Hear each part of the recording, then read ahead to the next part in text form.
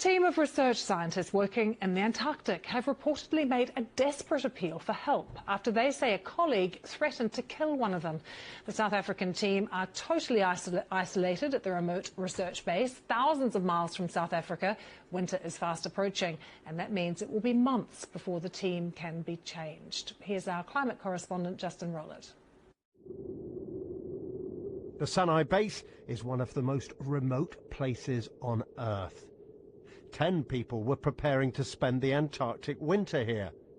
The base has plenty of amenities, as this video tour taken 4 years ago shows. And here we have the games room, right, where all the fun happens. But extreme weather and 24-hour darkness meant the current team didn't expect to see another human being for 6 months or so. Now today, the wind's about 30 knots and the temperature is about minus 28, minus 29. Then, an email last week claimed there'd been a violent attack, according to the South African newspapers. The email reportedly said one team member had threatened to kill another, creating, it said, an environment of fear and intimidation. The South African authorities have confirmed there was an assault. It was a dispute over a weather-dependent task that required a schedule change, they said. It doesn't sound much, but those who've spent time in Antarctica say overwintering on a base can be an incredibly intense experience. If you're there with just, maybe 10 other people as there were in Sanai, you get to know everything about the other person. You know exactly how they put their coffee cup down and what direction the handle points in. You know that they scratch their nose 3 times before they sit down. You know everything about them. And in the bad circumstances, it can start to irritate you.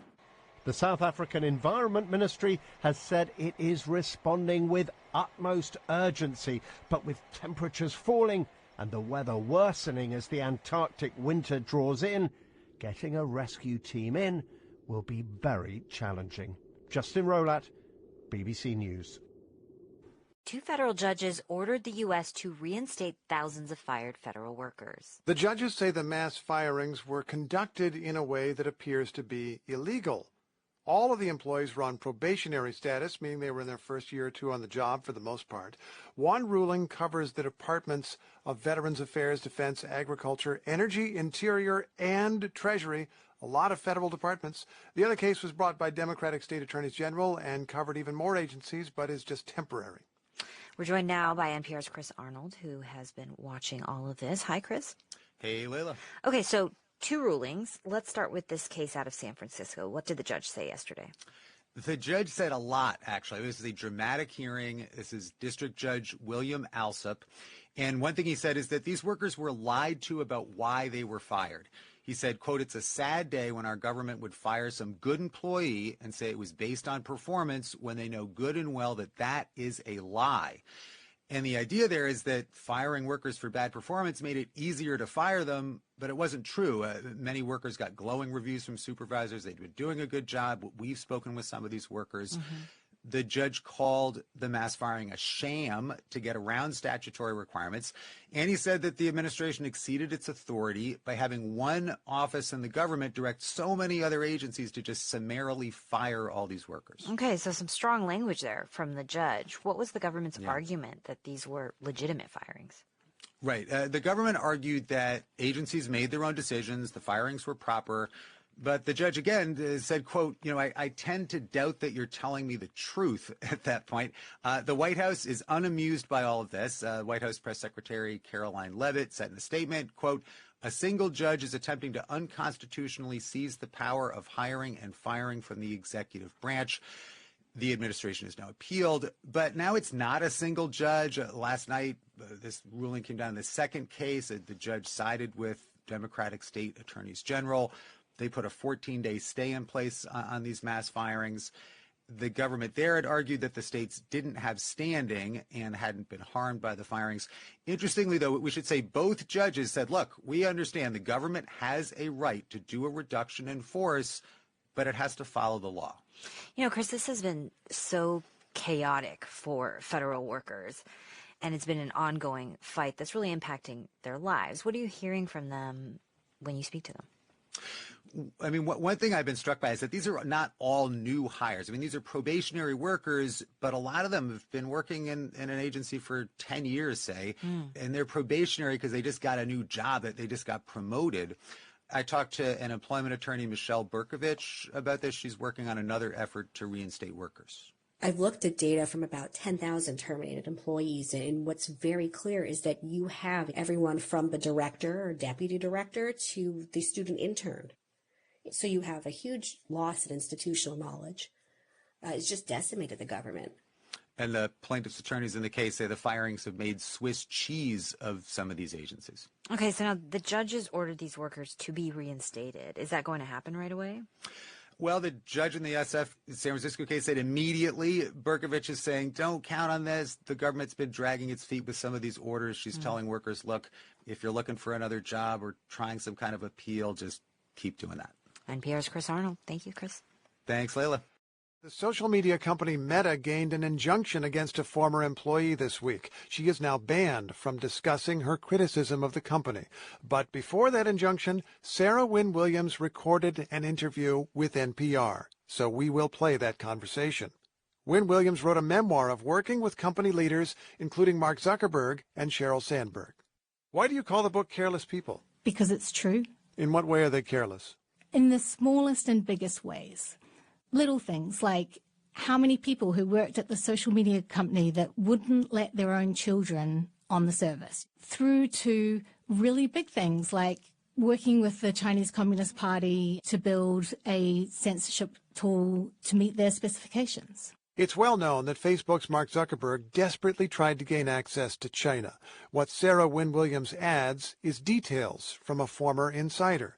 She quotes from what she says are internal emails and describes her revulsion at her employer, even though she once was obsessed with joining the company. Wynne Williams was a diplomat from New Zealand who was working at the United Nations when she began cold calling Facebook in search of a job. I thought it was historic. I thought it was this world-changing technology, but I could just see how powerful it would be if everybody was in the same place on the internet at the same time. I'm fascinated that you were working for a global institution, the United Nations, and you concluded that essentially all of the droning on and discussion of resolutions at the United Nations was pointless, but that this other global institution could actually make a difference. I still believe that. In 2011, she talked her way into a position focused on global public policy. She met Zuckerberg, who she describes as aggressively uninterested in global public policy. She tells of cringe-worthy efforts to introduce the CEO to world leaders, and she contends that for Zuckerberg, the world and its people were an abstraction. He sort of looks at the world as if it's a board game, like a game of Risk, and it's about occupying every territory, building an empire. Those are the things that concern him, not the sort of real-world impact of what that means. I'm interested by that analogy because you quote a memo that Mark Zuckerberg writes, I believe in 2014, in which he essentially says we've got to get China or we will retreat in the world. It does sound a little bit like, as you say, a game of Risk, the board game where you're going for world domination. Exactly that. But it's important actually to come back to now because he's not wrong on that. China matters to many U.S. firms with its 1.4 billion consumers. Zuckerberg learned Mandarin and eventually met China's president. And Wynne Williams says Facebook at least considered taking extreme measures to meet the demands of an authoritarian state. The suggestion was that as part of the negotiations for the company to enter into China, the data of users in Hong Kong could be put in play. This was a decade ago when Hong Kong had more freedoms and Facebook was available, as it still is, and Facebook collected data that the Beijing government would want. That appeared to be one of the possible negotiating chips that Meta thought it was holding. How far did that idea get? I can't speak to it exactly, but I do know that the censorship tool was developed, which included monitoring content that went particularly viral. So virality counters were installed on viral content both in Hong Kong and also in Taiwan. Any content that got more than 10,000 views would automatically be sent to the censorship editorial body that would review that content. Are you saying that the idea was to make Facebook a little bit like WeChat? It's the internet, it's free, except it's not free, it's filtered by the government? Exactly. It seems to me that Facebook ultimately did not meet whatever China's demands were. Facebook is still banned for the most part in China, right? It's still an $18 billion market for Meta. Though Facebook is blocked, the company does business selling ads to Chinese companies which promote products in the U.S. and elsewhere. Gradually, Wynne Williams concluded the company did not share her values. It wasn't a lightning bolt. It was sort of a steady drip, drip, drip. And it just became clear to me that there was this lethal carelessness. She says that became clear to her in 2016, the year of Donald Trump's first election. Facebook embedded a team in the Trump campaign to help deploy campaign ads, a service his opponent Hillary Clinton had been offered and declined. When Trump unexpectedly won, Wynne Williams says it made Zuckerberg uncomfortable. Initially, he was quite frustrated at the suggestion that Facebook had had anything to do with the win. Soon after that, we were on a flight and members of his team walked him through, piece by piece, the way that the company had impacted the election. And at first, he was very resistant to the idea, which on one level, when you run a company that is premised on the basis of being able to influence people to change the brand of toothpaste they prefer, is a bit surprising. But over time, he came to see the way that the company had impact and sort of ruminate on what that meant. You say he came to his own dark conclusions from that. What were his dark conclusions? He started to say, I think I should get out into some of these states, Iowa, New Hampshire. He started naming all these swing states. By visiting early primary states, he seemed to be exploring a run for president, although he never did. Sarah Wynne Williams was on her way out. Her memoir alleges inappropriate conduct by her boss, Joel Kaplan, and by top executive Sheryl Sandberg. Wynne Williams complained to the company about Kaplan, but Facebook fired her in 2017. This week, the company said she was fired for poor performance and that their investigation at the time found she made misleading and unfounded allegations of harassment. Meta also says her claims about China are old news. Wynne Williams argues her book is relevant, and Zuckerberg showed why when he turned up on the presidential inaugural stage in January.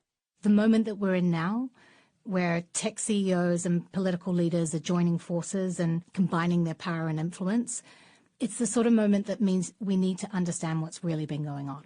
This may be the last you hear for a while from Sarah Wynne Williams. After our interview, Meta gained a temporary injunction from an arbitrator because she had signed a non-disparagement clause with the company. She's been told to stop promoting her book, which is called Careless People. We should note that Meta is a financial supporter of NPR. Obviously, we cover them like any other company. New York. The 65,000 delivery workers in New York City, deliveristas, became essential workers in the early days of the pandemic. WNYC's Arun Venugopal looks back 5 years later. The other day, Gustavo Akje sat outside the New York Stock Exchange. Tourists from around the world were milling about, taking pictures in front of the statue known as Fearless Girl. This is my area. Akje is the founder of Los Deliveristas Unidos. The group represents workers who deliver the meals that New Yorkers order via DoorDash and other apps. He says just thinking about Manhattan 5 years ago when the city streets were desolate makes him sad.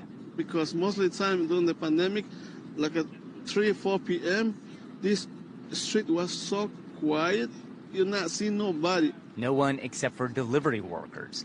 The vast majority are immigrants, and they kept bringing New Yorkers their meals and medications on e-bikes and mopeds. It wasn't easy. The streets were eerily quiet, and delivery workers were vulnerable to assault and robbery. So they formed WhatsApp groups to stay in touch with each other. They say, hey, you okay? Yes, I just dropped the food. On my way back. Okay, you're safe. But Akje felt the rest of the city was hardly giving the workers much thought. If you lived through the pandemic in New York, you might have leaned out your window every evening and banged a pan for essential workers. This was Harlem in April of 2020. Every time New Yorkers will come out of the doors to clap, they will mention every worker who was in the front line, except deliveristas. Ligia Guapa runs the Workers' Justice Project and joined forces with Akje early in the pandemic. They fought to improve pay and safety for delivery workers and help New Yorkers understand this is essential work. Hualpa's voice cracked as she told the story of one worker who delivered a case of water through heavy rain. The ride took 30 minutes and paid $4. No tip. By the time he arrived, Hualpa says he was exhausted and furious. And when somebody opened the door, it was an old lady on a wheelchair. And he said, at that moment, I cried because I was like, I'm helping somebody that cannot get access to basic services. And he said, at that moment, I understood what my role was. The efforts to initiate change began to pay off. In 2021, the workers secured a raft of city laws improving their pay and working conditions. And last month, DoorDash agreed to pay nearly $17 million to settle claims that it withheld tips meant for thousands of delivery workers. A DoorDash spokesperson said the settlement was related to an old pay model that's since been retired. But Hualpa says the results have been validating. It's a beautiful story that explains the power that a small grassroots organizing group has built in the city of New York. Gustavo Acte says he's proud of what's been achieved since the pandemic and that delivery workers are not done fighting. For NPR News, I'm Arun Venugopal in New York. In early 2025, Target made a controversial decision to scale back its DEI initiatives. This move, which included the conclusion of a key racial equity program, team rebranding, and changes to supplier diversity efforts, has sparked significant backlash, legal challenges, and financial repercussions. The decision is part of a broader corporate shift that some companies have been making in response to external pressures, but for Target, the impact has been pronounced. One of the most notable changes at Target was the termination of Target's 3-year Racial Equity Action and Change Program, also known as the REACH program. This was initially implemented to address racial disparities and increase opportunities for underrepresented groups. While the company framed this as a planned conclusion of the program, critics argue that the end of REACH signifies a deeper retreat from the company's DEI commitments. Additionally, Target rebranded its supplier diversity team to Supplier Engagement, signaling a shift from prioritizing diverse suppliers to a broader, more neutral procurement strategy. The company also withdrew from third-party diversity benchmarking efforts, such as the Human Rights Campaign's Corporate Equality Index, a move that some industry experts interpret as a step away from transparency in DEI performance. These changes align with a broader trend among corporations facing increased scrutiny over DEI-related policies, particularly from conservative political groups and shareholders pushing against what they perceive as woke capitalism. However, the financial and reputational costs of such rollbacks are proving to be more than damaging. While Target has not explicitly confirmed layoffs as a part of its DEI rollback, internal restructuring suggests shifts in responsibilities and potential downsizing of teams dedicated to diversity initiatives. Employees and external partners have voiced concerns that the reorganization deprioritizes efforts to create an inclusive workplace and support underrepresented business partners. Notably, Black-owned businesses that previously benefited from Target's supplier diversity program now face uncertainty about their future partnerships with the retail giant. One business is Black & Bold, a Black-owned coffee brand that was also the official Black Wall Street's 2020 Social Entrepreneur of the Year. They continue to be stocked at Target, but expressed disappointment in the company's DEI shift. Black & Bold co-founder Pernell Cesar emphasized the importance of corporate diversity efforts in sustaining Black businesses and called Target's retreat a setback for minority entrepreneurs. The consumer response has been swift and vocal. Civil rights groups and community leaders have criticized Target and other corporations for stepping back from its DEI commitments. In response, consumers have boycotted, taking their business elsewhere until the company reinstates its diversity programs. As a result, the company's stock took a notable 12% hit following the announcement, reflecting concerns about potential long-term damage to the brand loyalty and consumer trust. Analysts suggest that pulling back on DEI initiatives could alienate a segment of Target's customer base that values corporate commitments to diversity.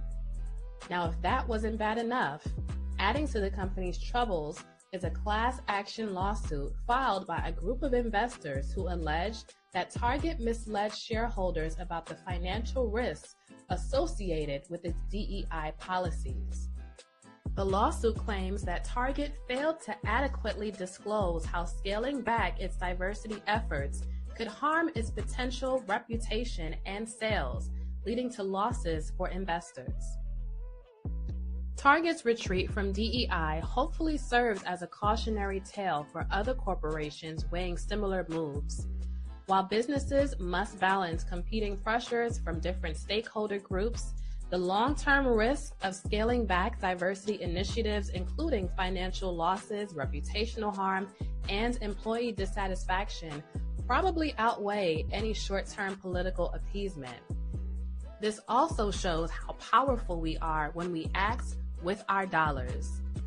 For Black entrepreneurs and other diverse business owners, this rollback highlights the importance of diversifying retail partnerships and finding alternative pathways to market.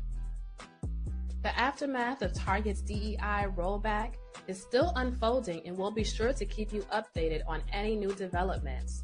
As consumers, investors, and community leaders continue to hold these corporations accountable for their commitments to diversity and inclusion, Target's decision will likely influence broader corporate trends.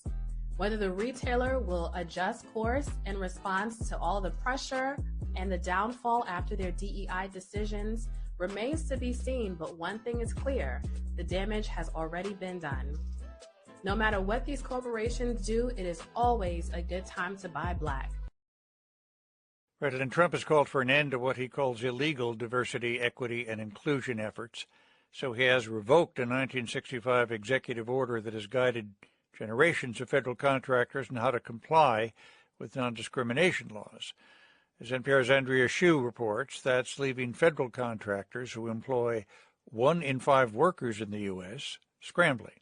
The end of Lyndon B. Johnson's Executive Order 11246 has kept Matt Camardella busy.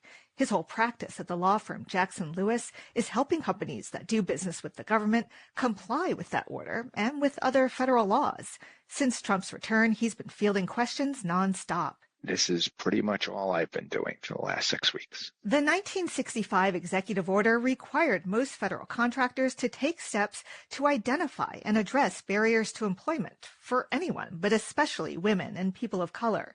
Camardella says his clients took those responsibilities seriously. Every year, they'd analyze their hiring and pay practices to try to figure out, for example, if women were getting paid less than men. They'd plan out how to recruit a diverse workforce so that their hires reflected the pool of available workers around them. There was real risk in not doing this properly, or at all for that matter. But now things have gotten complicated. Not only has Trump revoked Johnson's executive order and halted its enforcement, the president has also issued his own executive order requiring contractors to certify that they're not engaging in illegal DEI. A court has blocked that part of Trump's order for now. Still, Camardella says the problem is nobody really understands what illegal DEI means. He says nothing about federal anti-discrimination law has changed. In fact, he believes there's nothing wrong with a company carrying on with what it had been doing, looking at its pay practices or its hiring or its outreach to ensure it's complying with the law. However, there may be a perception that somehow that smacks of illegal DEI. I'm very concerned. Jenny Yang headed the Labor Department office that enforced the 1965 executive order under President Biden. That office investigated employers in all kinds of industries: tech, manufacturing, construction. In 2020, Princeton University agreed to pay more than $1 million in back wages and salary adjustments to about 100 female professors after the government found pay disparities. The university denied it had discriminated against women, but agreed to look more closely at its pay practices. Jenny Yang says the Office of Federal Contractor Compliance Programs, or OFCCP, can claim many successes. So in the last decade, OFCCP recovered, for example, over $100 million for women who were victims of discrimination. Now under Trump, that office is expected to be largely dismantled since its primary task is gone. The Labor Department has not confirmed when that's going to happen. Trump says ending illegal discrimination will allow people to compete based on merit. But all of this has Wendy Pollock worried that her life's work advocating for economic and racial justice will be set back. The end of the executive order sets the stage for a very dire situation for women and people of color. Pollock is a lawyer with the Shriver Center on Poverty Law, but her first career was as a union carpenter. She overcame barriers to getting hired and attitudes once she was on the job. Through all of it, she recalls telling herself, I might not change your hearts and minds, but at least I have the law on my side. Now, with diminished enforcement of civil rights laws, she wonders whether that will still be true.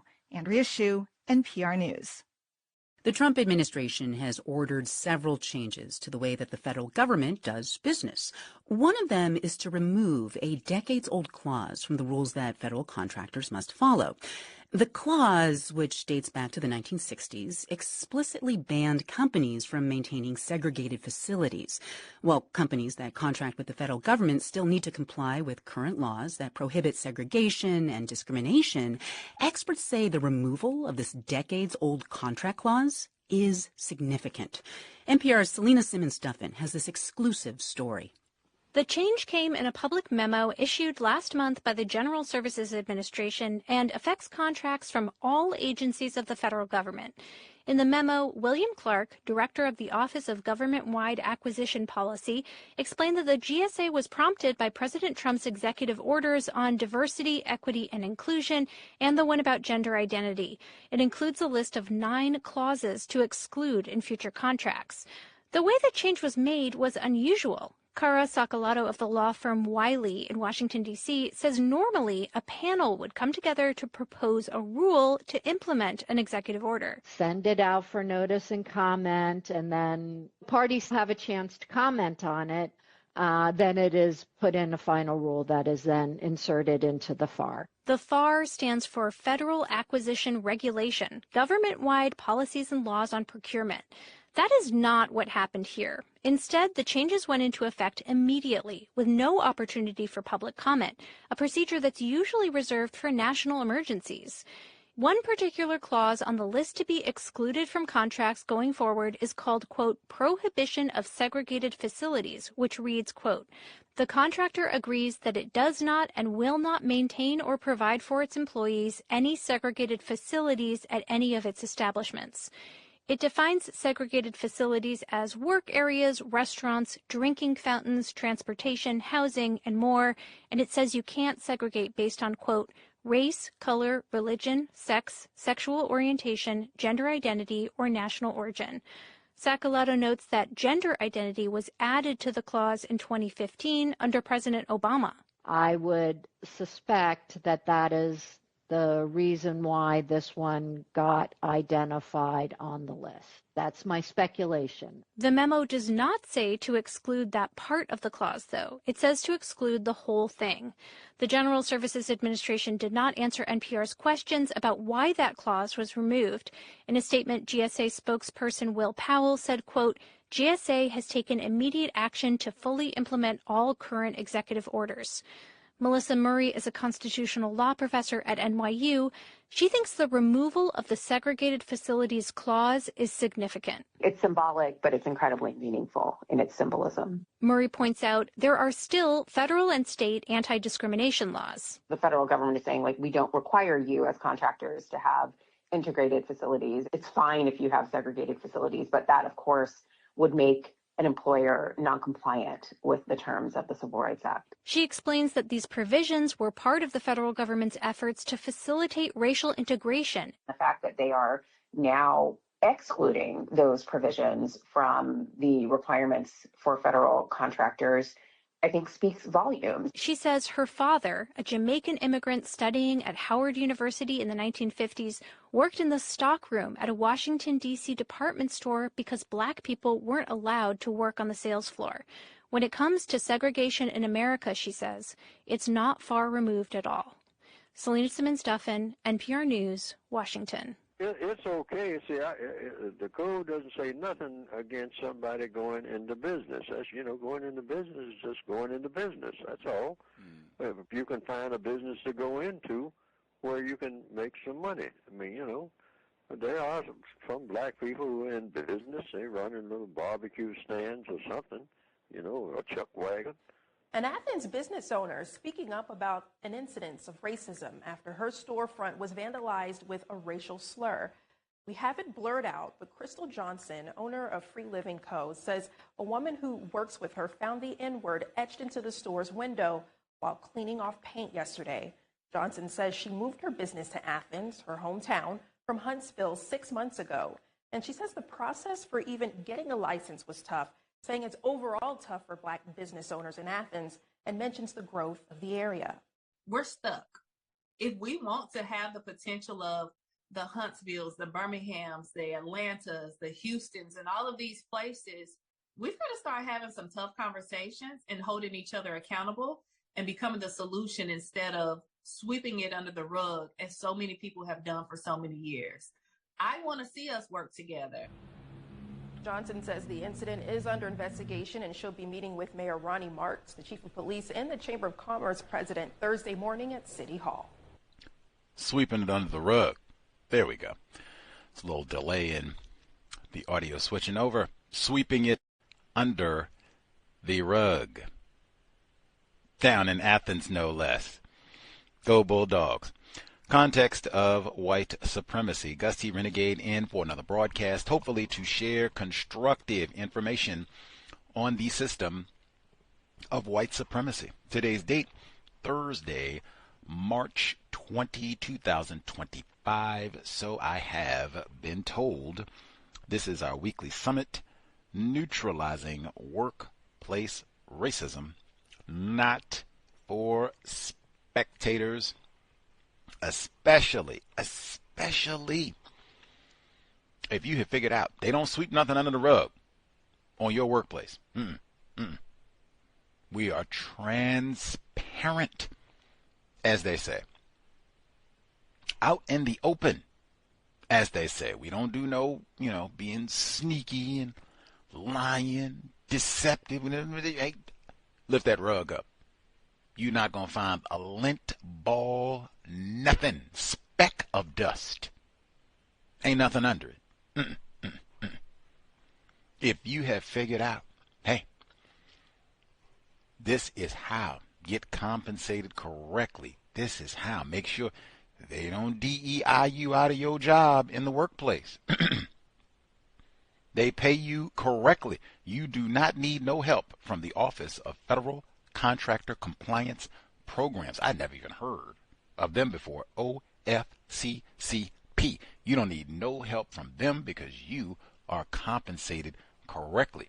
You don't get your check and go over here and see old white Todd's check and say, wait a minute, now we do the same job. I trained Todd. I've been here longer, and he make $1,000 more per month than I do. What's going on? You and Todd make the same thing. Make same thing. If anything, maybe you make a little bit more than Todd because you did train Todd. So I said, you don't need no help from the Office of Federal Contractor Compliance Programs. I'll take a call, but I don't need no help. I'm good. If that's you, how did you do this? Let us know, because most of us, we are struggling in the workplace. Even the entrepreneurs, you heard that at the end? Negra on the front glass. And it's hard for these black entrepreneurs. Get the business licenses and contracts that you need. Why would it be hard for black entrepreneurs to get the licenses and contracts that they need in a system of white supremacy.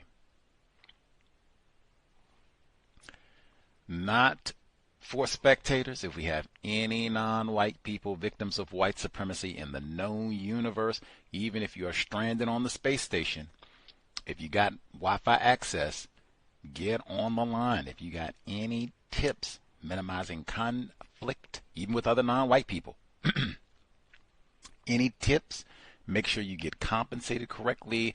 They don't try to steal any of your meager funds on the workplace that you work hard for. They don't falsely accuse you of stealing weed whackers or nothing else.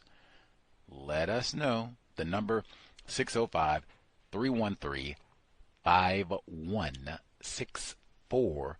The code 564943 pound. Press star 61 if you would like to participate.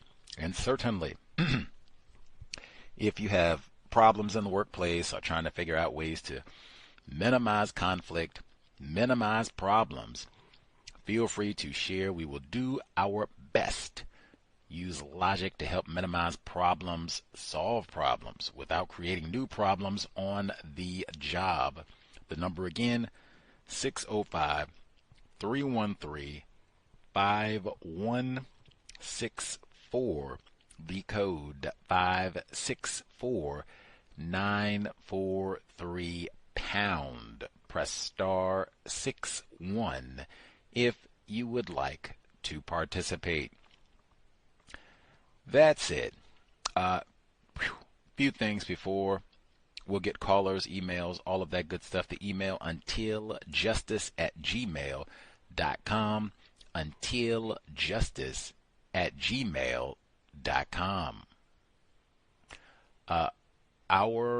One of our listeners, caller in Georgia, she dialed in this past weekend on the compensatory call, and if there hadn't been so many things to take place with regards to labor, I would have included audio of what she shared then, because she was talking about how in her workplace that she was just asking questions. She didn't say anything about, I was trying to organize a wildcat strike or, get people to come around and we're going to, get a union together or nothing else. Or, we're going to walk out and get better pay and fluffier toilet tissue. Nothing. None of that. All she did was ask questions, trying to get clarification about policy, what they were doing, just asking questions. And she said that we got the resistance here. It's like, what?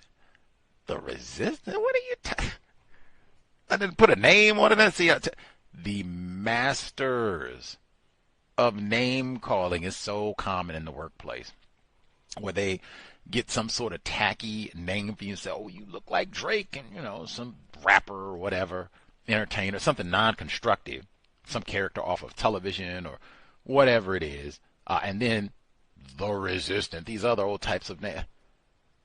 Ma'am, sir, Gus T, every time. Just my name. We don't have no t-shirts. We don't have no paraphernalia. The resistance.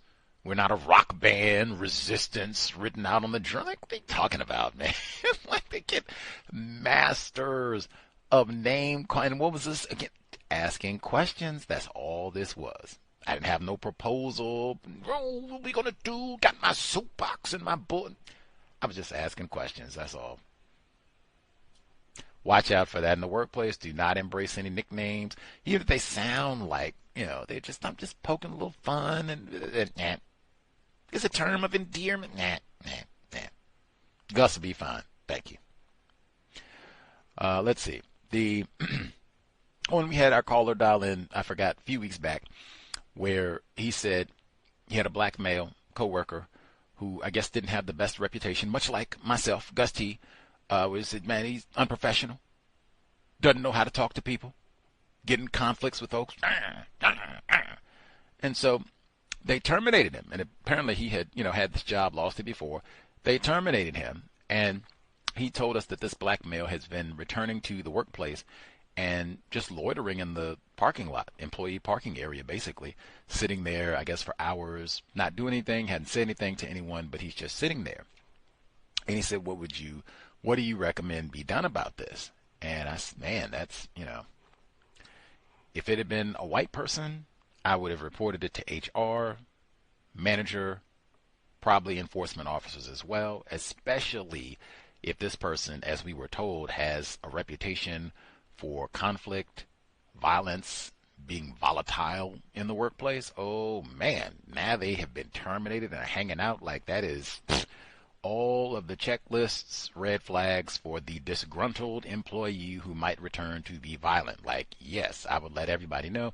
And at minimum, he's loitering. So yeah, beat it. You shouldn't be here. You're trespassing. If it was a white person, I would have done all of that immediately. Now, this is a non-white person. We are not brothers, cousins, none of that. If you have some empathy and all of that, want to see if you can help and keep things from escalating, even I would have to be careful there, because it sounds like you might not necessarily have rapport with this person. I don't remember him saying, like, we were homies, we were friends, we would cook out in the summertime. I don't remember anything like that. So if you don't have rapport, you have no idea what a person's mental state is, if they've been fired, and how many other things that might disrupt. You no longer have your income. So I would be very mindful. I'd probably want to keep my distance. Like I think he was saying, maybe some resources, food, that sort of thing. Great, but I mean, somewhere in there would have to be an encouragement of, sir, I know you might be frustrated, the whole work situation, and trying to figure out the next step to make, but if one of these white people sees you in the parking lot, it is very likely they will do what I just said in terms of calling the enforcement officers, notifying HR if they have security in the workplace, all of the above, and it could go way different. They're not going to come with a care package, and because I mean, you're loitering. It's not even nothing to discuss. You don't work here anymore. Like, beat it. If we see you again, like, hey, this could be criminal trespassing, all the rest of it. So yeah, and I mean, yeah, you've been terminated. Like, oh man, I mean, it's not, what did they say? It's not a good look. Even if you are frustrated and can't figure it out, I wouldn't sit here. Like, it's not any resources here. It's not any help here. If you're trying to figure out another job, that sort of thing. Like, there are other places where you can go and, think about how you want to proceed. But sitting in the parking lot here is just a horrendous choice for more reasons than I can elucidate. Could be lots of problems if white people see you, or even, non-white people. And I could see justifiably so if they are concerned, like, oh my gosh, Leroy's out there, he might kill us, that sort of thing. So I think that was close to what I said then. I have not thought of anything better in that time period. If somebody has a better thought, but just if it's someone that you don't have rapport with, that's the thing, because people can become so explosive and volatile if they have lost their income, especially if this is a surprise, like they didn't plan to transfer, get a new job, if they just been terminated all of a sudden. Woo, people can be very explosive. What's the word they will say? Unhinged, unsafe. So distance, if you're going to contact this person, say something or what have you, maybe stay in your vehicle, and I would kind of let them know, like, man, this is not something, can't be sitting out here for a week, right? Even if the weather is warm, I think that's not going to work. Can't be sitting out here for a month. That is not going to work. Somebody will notice in that time period, and, Anywho, let's see. In terms of audio clips that we started with, now, speaking of violence and safety in the workplace, that report with the South African research team, they are in the Antarctic, and it's a small group. I think it's like 12 of them or what have you, and they're supposed to be here, and I guess they said it's dark. They have limited light. I know it's at the poles at different times you might have extended dark, and then sometimes you have extended bright, where just the sun is always out. So I guess this is the part where it's extended dark. And they said it's freezing temperatures, so they're supposed to be here for 6 months. Really difficult to, extract them if there's an emergency. And one of the team members is threatening folks, and I think they say there might have been a physical assault and sexual harassment. Like, man, if you are going to take any sort of job where you are in an isolated situation. Now, most jobs, that's not the case. Most of the job, 5 miles down the road from where you work, maybe have a little bit longer commute, but for most folks, it's not going to be something isolated. Now, things change. Even retired firefighter, you got to go and stay in that firehouse overnight. That's not isolated, but now we're starting to be, okay, we got to share the space and sleep overnight and that sort of thing. When you have jobs like that, you really have to have a very unique code. I can't even imagine that we're going to be out here for 6 months. It's not even sunlight, cold, negative 100 degrees or whatever it is, and now this is a South African team there. Matt, now, are these Winnie Mandela's nephews, nieces, you think? Nelson Mandela's cousins, great-grandchildren, you think? Robert Sobukwe's nieces, nephews, you think that's who? Steve Biko, you think that's who on the research team from South Africa in the Antarctic feuding? That's who you think is down there?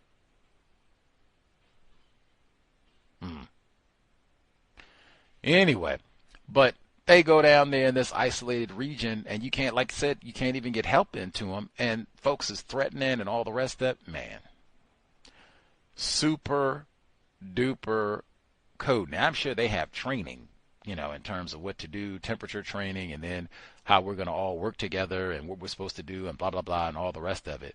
Man, that question right there. Now, what happens? Somebody gets down here and they're going bonkers and threatening folks and all, because this is the sort of thing that happens on a regular basis even when we're not isolated, right? Sexual harassment. We might have had folks who are listening right now had sexual harassment on their job today. Workplace violence today. Threats, all of that. That's very common. So any sort of work situation. I'm here in Seattle. In fact, when I heard this and I was, trying to think, oh, wow, being in those type of isolated work environments, it reminded me when I first came to Seattle, briefly, and I mean real briefly, I was hearing and seeing the advertisements. They were like, oh, man, you can go to Alaska and make like $20,000. And, you go, you work on the fish boat, and they pay all your expenses, and you can just do it for like 3 months, come back, bam, $20,000. And I was like, what? That's crazy. Like, And I think all it took, talking to one person, I don't even remember them like calling me no names. You dumb coon, and where you gonna? None of that. All they did, the great Neely Fuller Jr., ask questions. Do you know anybody who's done this? No. Have you seen this done before? No. Uh-oh. Are you still vegan? At the time, yeah, well, 8 years now, but at the time, yes. I took a break before I caught back up on my 8 years, but yes, you gonna do the fish thing and be vegan? Another question. Like, man, by the time I got through the questions, I guess I'm not going to Alaska to do the boat thing, which was probably for the best, because just that alone, like, aren't you vegan? You gonna go and do the fish? That's incongruent. Are you gonna eat the fish too? Like, oh yeah, leave the fish alone. They're my friends. Don't mess over the fish. But in the rest of it, because they do, like, when you go do the fish boat thing in Alaska, they'll say like, hey, you have to get like dental clearance, make sure you don't have any cavities, anything like that, because you get up there, you have to pick how long you're gonna do it, 3 months, 4 months, whatever it is. But oh my God, you get up there and, oh man, I ate too many gummy bears, I got a cavity. Ooh, now you're not going to make $20,000 because they charge you. If they have to come and rescue you and get you out of there and you can't do it, and you get up there and it's cold and you don't like it and all, like, man, it's a whole lot to think about before you go to one of those environments where, all right, we're going to be stuck working here for a long time. It's just going to be you, Jeb, and Teresa. Like, man, how well do you know Teresa? Like, what? You get up there and Teresa talking about, I got to crack your skull open for what you didn't say. Like, what? What? We stuck up here? Ain't no police to call or nothing. Now what? Wow. Hope my brothers and sisters in South Africa figure thing, and in the dark. They don't even have sunlight. Like, that sounds like a horror movie. Why they put that on Netflix or Tubi or something? Anyway, blame it on the black people. Madiba. It's his fault. See. Let's see. The segment on Meta, Facebook, and Sarah Wynne Williams. She wrote her memoir, I guess you want to call it, her time working at Facebook, and then she signed this non-disclosure, and actually they didn't say non-disclosure, they said non-disparagement agreement that she allegedly signed. So now they've silenced her. She can't talk. We have had guests on the broadcast where the same thing, Almost British, revisited the same thing, where white people come in and say, oh, no, you can't talk bad about it. Don't you think you're going to get out here and you didn't work 5-10 years and took all our nickels, and now you're going to go out there and tell folks that our plantation is lame and don't work, and you lost your mind. That is very common. I guess increasingly so now. I would be very aware when you sign a job, or when you sign onto a job, be aware. All the paperwork. That's why I say before you even take that job, you should get the policy and procedure manual, because sometimes they'll have that information in that manual. If you get tired, if you get fired, you get terminated, you leave that job, hey, you cannot say anything. You know, they might make you sign something, exit papers, that you can't talk about this job or what you did here, or, you know, whatever the case may be, especially depending on the type of job that you have. So that's why I recommend see if you can request. That's very minimal. That's not rowdy or revolutionary. Just, is it possible to get a copy of the employee manual, policy and procedure, just so I can review that, have as much information as possible in making my decision about the job? Or even, you could ask that when you are doing your interview. Is it possible to get a copy of the employee manual, just so that I can review and know what I'm signing up for, get a better understanding of the company? I think most places, if they, consider you a serious candidate, that's not asking too much. You can probably get the manual. Look it over, the entire thing, before you sign the job, and then any paperwork that they give you, HR, as you're signing on. Now, when I leave, what's it am I gonna be zip it? You can't say a word, or you're gonna get in trouble, dragged in court, all the rest of it, or I can say whatever I want. I can post, go online, write a book, do interviews, all that, I can say whatever I want to, or, just so that you know what your situation is going to be.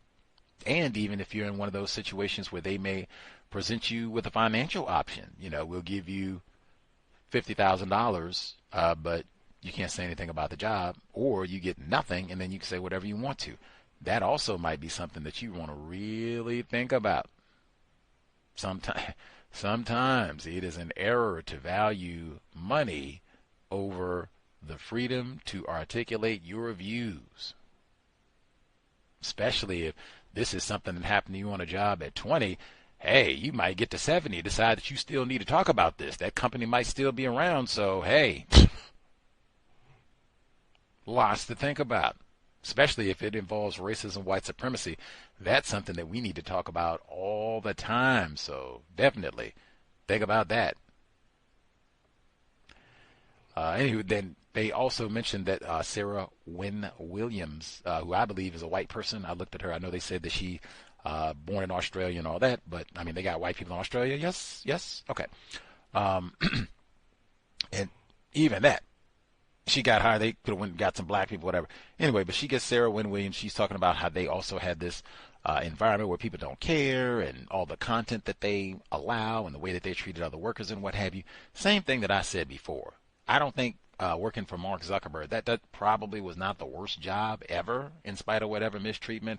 I've said, even, whatever job that you think this is your dream job, dream salary in the field that you wanted, and you've been, investing years, all this time and energy to secure this position. Hey, we're still on the plantation. Nothing is sacred, and regardless of what that dream job is, probably going to be some racists there. Probably going to be some anti-black, non-white people there. So it might not be as great as you hoped it would be. Might have to be prepared to walk away. Might even get fired, because we are still on the plantation, but you might have to be prepared to walk away. I hope that this would be great. It's not. Dang. We are still in a system of white supremacy. Racism messes everything up. And I do mean everything. Let's see. And in that segment for NPR where they were talking to Sarah Wynne Williams, I guess they spoke with her before the embargo where she could no longer talk about her memoir, which is a bestseller, so maybe all this was a publicity stunt. They said at NPR that we cover Facebook like any other company. I do not believe that at all. If Meta is a major sponsor, and I would have to see the numbers to see exactly how many millions they invest per year and then how many millions they have invested for how many years at NPR, I do not believe for a second they cover them like any other company. Like, get out of here. If Al Sharpton had been accused of in any way aiding and abetting child rapists, I'm sure the way that NPR has covered Facebook and how they've helped child rapists with their platform, and hypothetically, if it had been Al Sharpton, it would look radically different. Flat statement. Next, the segment where they were talking about the delivery drivers in New York. I just mentioned a victim in New Jersey, and we've had a number of others who do delivery driving, and even in the New York area, tri-state area, and we've had a number of delivery drivers, rideshare folks beyond. They were specifically talking about COVID. We just had a young lady who wrote me a few weeks back, and she was talking about rideshare, and if people talked about this, and I said, my goodness, yes, we've talked about this for a very long time. I even had a side eye, like, do you listen to Neutralizing Workplace Racism at all? Because we've talked about this even back 5 years ago in the COVID times, and talking about how that impacted people doing this job and making it even more dangerous. Everything that you heard in that segment there, even the tackiness, I remember, and I was so glad that they included the sound, because I was thinking it as they were drifting back to 2020, going out on the rooftops to bang on a skillet. It does not get any better than tacky. And I'm going to tell you, as someone, I love my cast iron skillets. I would be appalled to be outside banging on them. Like, what? This is for my fried rice, my chickpea pot pie. Not to be coming out here acting a fool. We love you, Leroy. Thank you for bringing me my goodies. Woo, Leroy. Are you serious? How about get Leroy a raise? How about get Leroy some benefits? Bang on a skip. They were so trifling for the COVID. Anyway, so they talked about during that time period, there says nobody out here but us essential workers, they call us, disposable workers. And we're out on the street bringing everybody whatever they need, getting yelled at, threatened. I remember all that. We talked about, man, they had so many reports. We played gobs of them. It was every day. Dark people going out, doing what he said, trying to help, water, everything else that they needed, CBD, gummy bears, all the rest of it. And black people going out to deliver. Get out of the way, nigger. Move that car. Don't block the drive. Nigger, moving. It was all of that. Brawls left and right. Non-white people, black people doing the ride share all through COVID. Fisticuffs. We had talked about here, same thing I just said. Got to have a code. And I said, you should ask in training there. What? Because I think victim in New Jersey said they went to deliver someplace, and they pulled over. They were on the side of the road, and it was a white woman came up behind them. She was in her vehicle. Like, Negro, what are you doing? You're taking up the whole road. Move it. Beat it right now. It's like, what? We doing that? What's going on? As I said, do y'all have those cones, in the vehicle? You can put them down. He said, yes, I would put the cones down so that you can minimize contact. Because I think a lot of folks, they see the cones, you out doing the living, and say, oh, I don't know if these are construction niggers, if they're working on the road, or the sewage, or I don't know what these niggers do, but I see the orange cones. I'm going to just let them do it and, get out their way and go on do my business. Put those orange cones down, try and minimize these types of incidents. But I said I would ask the employer as well what to do. People are rowdy when they threaten you. Maybe they get into a road rage situation. They're going to follow you and honk the horn, yelling and cursing and all that. What do they say you're supposed to do, to keep yourself safe, the vehicle and all that secondary, but what do they say? We would prefer this is the procedure that you take to minimize any, escalation if an event like that happens. You're out on a delivery. And then if it makes sense, follow it exactly what they say. And if it doesn't, if you need to call the police or whatever else you think needs to be done, do that. But we talked about how it seemed like these, and remembering you are on their turf, meaning they're at home, they will have easy access to other weapons, firearms, other white people, all the above. You don't. Want to get home in one piece. Want to get home in one piece. Remember DeMario Gibson? He went to deliver, and they didn't just shoot at him. They hopped these white, and it was a white father and son duo. They hopped in their vehicle and chased privileged black male DeMario Gibson FedEx worker. I think they chased him out of the county. I think they chased him for like a good 10 miles. We see you, nigger. Stealing a FedEx truck, raping white women. We see you. Poor DeMario Gibson. And then guess what? Remember, after all that, DeMario Gibson got fired. Privileged black male. Let's see. And then that report about the drivers where they, band together and we're going to try and get better pay and benefits, all that good stuff. Spectacular. When he gave the story and he said during the pandemic, and he said, I was going out to drive. It was raining, I guess bad weather, whatever it was. He was going to do this delivery of water. He got no tip. It was $4. He said it took a half hour on this effort.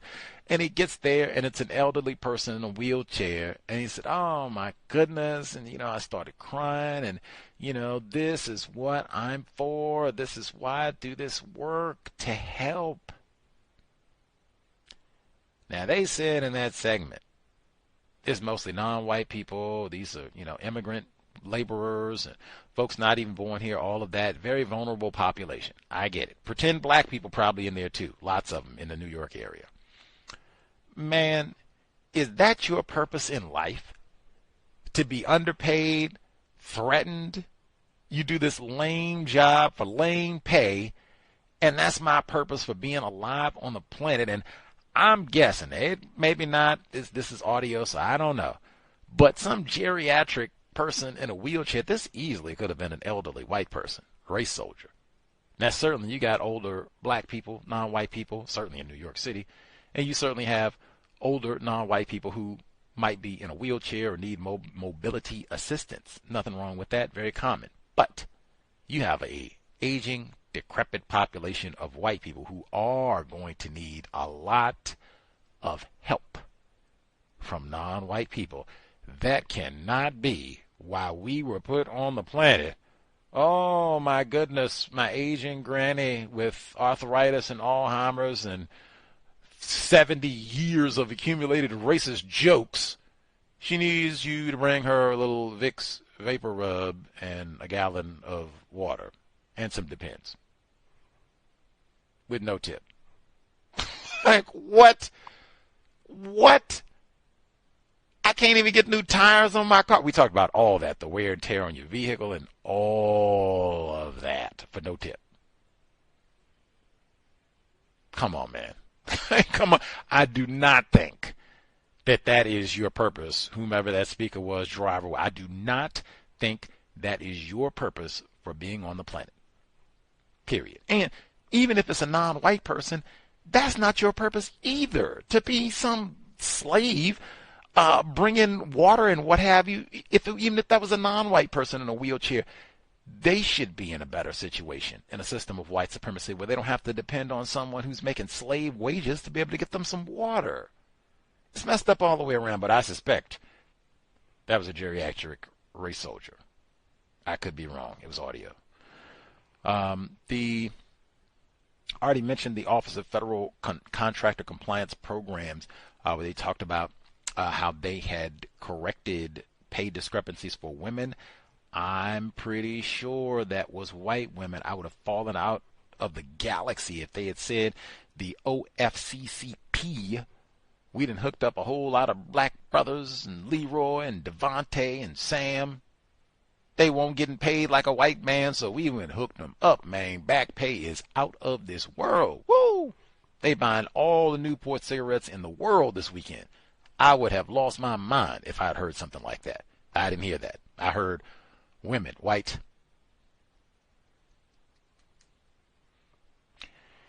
Anyway, but they talked about how they don't know. They got all this confusion. I just keep saying it with all of this. The big word that I keep seeing is confusion. Even the other C word, chaos. But all that confusion.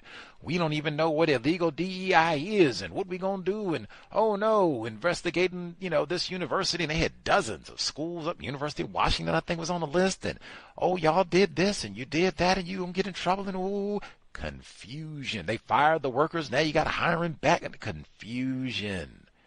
Any sort of environment where you just have lots of confusion and all the time. You can literally drive people insane.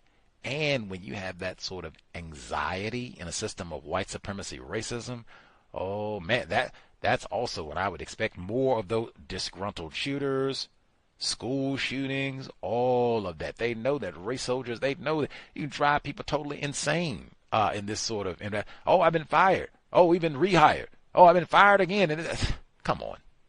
Department of Education has been closed. Oh, my goodness. What do we got? The people who are most frazzled, at their wits' end in that environment, non-white people. Every time. They talked about even something like that. It was just today. Department of Education. Dang, he signed the executive order, gonna close it. Oh my goodness, he put all them children out there when he did it too. Clown spectacle about everything. Racist spectacle about everything. Man, they had already said, like, whew, that's double whammy for non-white people in this part of the world because you got a lot of black educators. Are they gonna be fired? Probably think about that, young academic. Wouldn't have been much better even if you had been teaching. Or the children. Bay Area mom and other educators talking about, dang, got all these children in the sensory deprivation tank and all the rest of it and can't read and all the rest. And now what is it going to be? I can't imagine things improving with no Department of Education. Maybe I don't have correct foresight, but confusion and plenty of it. There's so many, like I said, I've never seen a time like it so much because it's impacting so many different aspects of employment with all of the different changes that have been going on. It's just staggering. If we have any, again, federal employees where this has impacted you, if you had to respond to the emails, folks who have been laid off, or did you get laid off and then rehire? Can you imagine that? Like, we got fired, had to go through that walk of shame, clean out everything, get all this, and then, oh, wait a minute. No, come on back in. Like, what? What? I'm supposed to hang my pictures back up on the wall at my desk? Confusion. But if we have any folks who've been impacted by all of this, if it's disrupted your workplace in any way, or at least, made you have to refreshen your resume, go out and do some searching, job openings and the like, let us know. The number 605-313-5164. The code 564943 pound. Press star 61 if you would like to participate. The email untiljustice@gmail.com. untiljustice@gmail.com. We will get emails, numbers alike, folks who dialed in. Let's see. I will nab one of our emails first, then grab folks who dialed in as well. Let's see. Email number one. Let's see. Okie dokie. Email 1. Greetings, Gus. Greetings to callers and listeners. It is designated black, and I am submitting a report. It has been a while, and the abuse of racism, white supremacy continues like a rabid plague. To update the perpetrators who are found to have committed workplace harassment and sexual harassment against me are back to work. Despite transferring to another department, their minions and themselves continue the harassment. Even though I am in another completely different department, my third one, these disgusting, insecure, sadistic beings who do not nor know me but perpetuate lies about me constantly continue to harass me and band together in attempts to derail my career. The mobbing all over again. The harassment started with a Trinidadian Indian female, I'm going to guess non-white, an Ethiopian female, I'm also going to guess non-white, and a white Hungarian self-identified gypsy male. Now that one I'm a little confused. She said white Hungarian self-identified gypsy male. This is a white dude? This is a white dude suspected racist? Is expanded to others, including your usual suspects. I also noted that the black gatekeepers who also incite the drama, many of whom I don't even know by name, but have a crab-in-the-barrel mentality, work closely with the white supremacists and anti-black non-whites. All of the so-called gatekeepers are white. I might even add, I have never heard someone say, I am a gatekeeper. That would be name calling. Any title that the person has not said, I am gatekeeper, whatever it is, that is name calling. Non-white people who are anti-black, that is very common. And again, we do not go into the workplace thinking that any of these folks are going to be courteous, professional, friendly, none of the above. The expectation is that they will be hostile, anti-black allies, willing allies of racist man, racist woman, racist child. So we already have that in the brain computer planned for accordingly. Let's see. Crab in the barrel mentality. I guess they're in conflict with other non-white people. Again, that is something to be expected in the workplace and beyond. Let's see. For instance, there was a black male supervisor who seemed professional and kind until I noticed he was flirting with me. I distanced myself. As a result, the supervisor chose to align with the black women who did not like me and did a gossip campaign to malign my career. He had female coworkers who he was messing with. Does that mean like mistreating or something else? Stalked me to the women's washroom at work to check in on me. How did I recognize this? I would notice that each time I went to the restroom, they would follow. When I leave the restroom, they would do the same. Some even copied my mannerisms and style of dress and hair. It was very creepy and uncomfortable. Many involved are West Indians, so they would then speak in patois and say things around me like, not all skin folk are kinfolk. Oh, I've heard that one before. Along with kissing their teeth when walking by me. It was to alienate and chip away at my self-worth. The supervisor would parade the female coworkers who were having sexual relations with him, which was confusing to me, but recognized he has poor self-regulation and cannot accept rejection. I quickly recognized there is an unwritten lowered zipper, open leg, bended knee. I guess all this sexual, lots of metaphors. Just can we get to the sexual? So there's a lot of sexual activity in the workplace. Got it. To which if you maintain your morals and refuse to subscribe to it, you will be punished. I left the department to go to another department because even though it was happening all over again, to report it would mean even more problems. Now, all of the sexual what have you in the workplace, for it to be so flagrant in 2025 is a little... wow, because so many, I mean, even Elizabeth Holmes Norton, they just had the trial and had to blow up all the text messages that they sent doing, honey poo, how are you doing? And all that, like, wow. I would not want to do any sort of dating, messing around, any sort of environment like that. Just sounds ripe for, oh man, this is not going to end well. Somebody is going to end up having to go and testify and court transcripts and all of that. Like, wow. I mean, if they're non-white people and classified as black or whatever, I mean, really, when it gets to the sex thing, I try not to disambiguate too much because we really keep our hands to ourselves in the workplace. Man, just let's all keep our hands to ourselves. I've said that before. I think Bay Area Mom said the same thing. All these folks coming on the job and talking about how cute this person is. And, well, like, what in the world? That is not why we took a job, I hope. We hope we took this job to make as much money as we can, learn about white supremacy, racism, anything else constructive. Not, see who I can hook up with? Come on.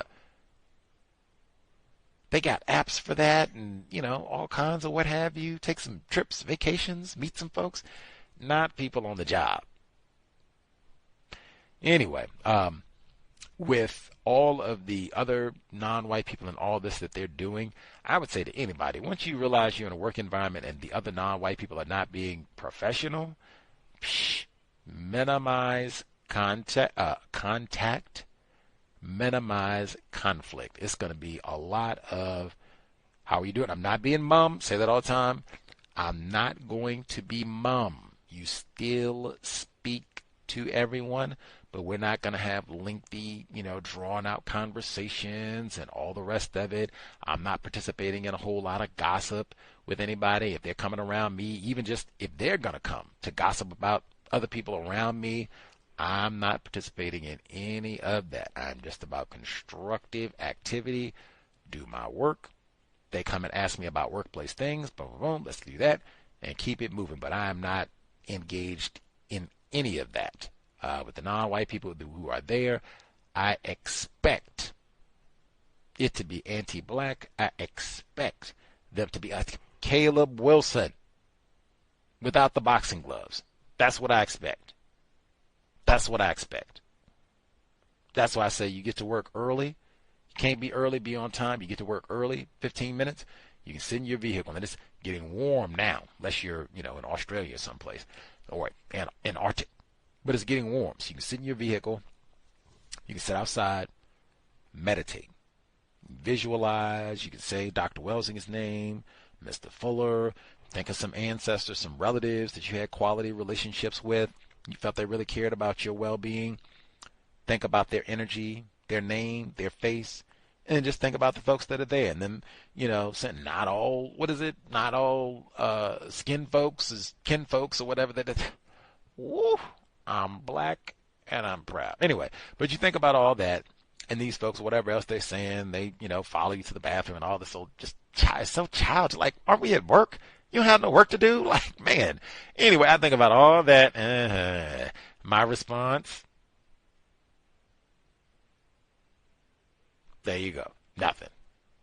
I'm about my business. And again, not being mum. I speak to everybody, but we're not having no long, drawn-out conversation and all the rest of it. I'm just about my business. Let's see. She can tell another situation is a black female coworker who is fixated on me and is constantly spreading lies about me. These perps really do follow the same patterns. While in training, this particular coworker wanted to bully me into giving her my resources. Mind you, the training resources open to everyone, and she could ask the trainer just like I have, because I said no and refused to join her gang of followers. She spread malicious gossip about me. She would bump into me. She would project that I was wicked and a rat. All that name calling, see there? Because I brought her behavior up to management. Oh, see, they'll call that snitching. You ratted out me because you did it. I do not say that at all. If someone is engaged in incorrect behavior and you report that, that is the correct course of business. Now, this is not a correction at all. This is just an offering for people if they consider, and you certainly don't have to just, I've said this before, if it is a conflict that I'm having with another non-white person in the workplace, I might,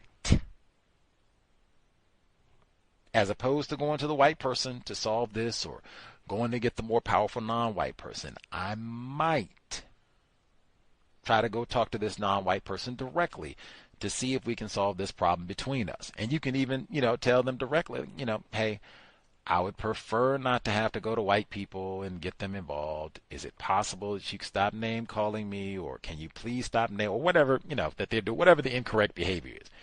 Can we just get this addressed, nip it in the bud between us, be adults about it? That way we don't have to bring anybody else into it, and we can just move on with our day. And I have heard from some people where they have tried that, and it worked well, and they did not have to go get white people. Other times the person continued with the problem, and the white person had to be retrieved. So that's just one to think about. If you don't have rapport, if you have any reason to think that this individual is not going to be receptive to that sort of private one-on-one conversation, fast forward, find the most powerful white person and, let them deal with it. Let's see. The spreading lies. Oh, and they snitched on it, called her a rat. I felt safer to do so here, as she had also had a run-in with a trainer because he told her no. Nothing was done. Whenever she gets a chance, and to whomever would listen, she lies about me and spreads her distorted narrative about me. I distance myself, and whenever I have to interact, I record the conversation to protect myself. Excellent. To me, she is no different than the white female who lied on Emmett Till. Victims guaranteed qualified. I never say that non-white people are the same as white people, and particularly with these sort of metaphors, you're talking about a white woman who is dead, who killed a black person. I'm even just looking at what she said. So this is a black person who says bad things about you, calls you names, you're a coon and a loser and you suck and whatever else. You're comparing her to a black person who killed a child, who is rumored to have even been present the night a child was killed. Victims guaranteed qualified, but I mean, really, this is why I say, the metaphors, come on. It's just, and it's not even necessary. I don't know what that means. I have no idea how you would even, what is the evidence for making a comparison like that to someone who's dead? Come on, it's not even necessary. Let's just get to the problem solving. And one other thing that I will point out, this is over our many years of talking about workplace racism. I have noted that sometimes non-white people will get substantially more emotional about non-white people being discourteous or mistreating us in the workplace. And I mean, way. This non-white person is comparing to Carolyn Bryant Donham. Now, I mean, really. I mean, it's a whole lot of non-white people that get on my, hey, it's a whole lot of cows listeners who get on my nerves. But I would not say any of you all is the same as a white person who killed a black child. I mean, what are you talking about? But I've seen this, so we get we take it personally for non-white people mistreating us in the workplace. And I know that is real. I mean, hey, even if we weren't on the job, I do not like non-white people messing over me, talking bad about me, lying on me, and all the rest of it. I feel you 1,000%. All of that said, in the workplace, they wouldn't even be there if it wasn't for Carolyn Bryant Donham, people classified as white. Facts. Anyway, for whomever this person is, as I said, VGQ, you don't have to be friends. You don't have to like this person. It's not like you all are going to work together for the next 50 years, I don't think.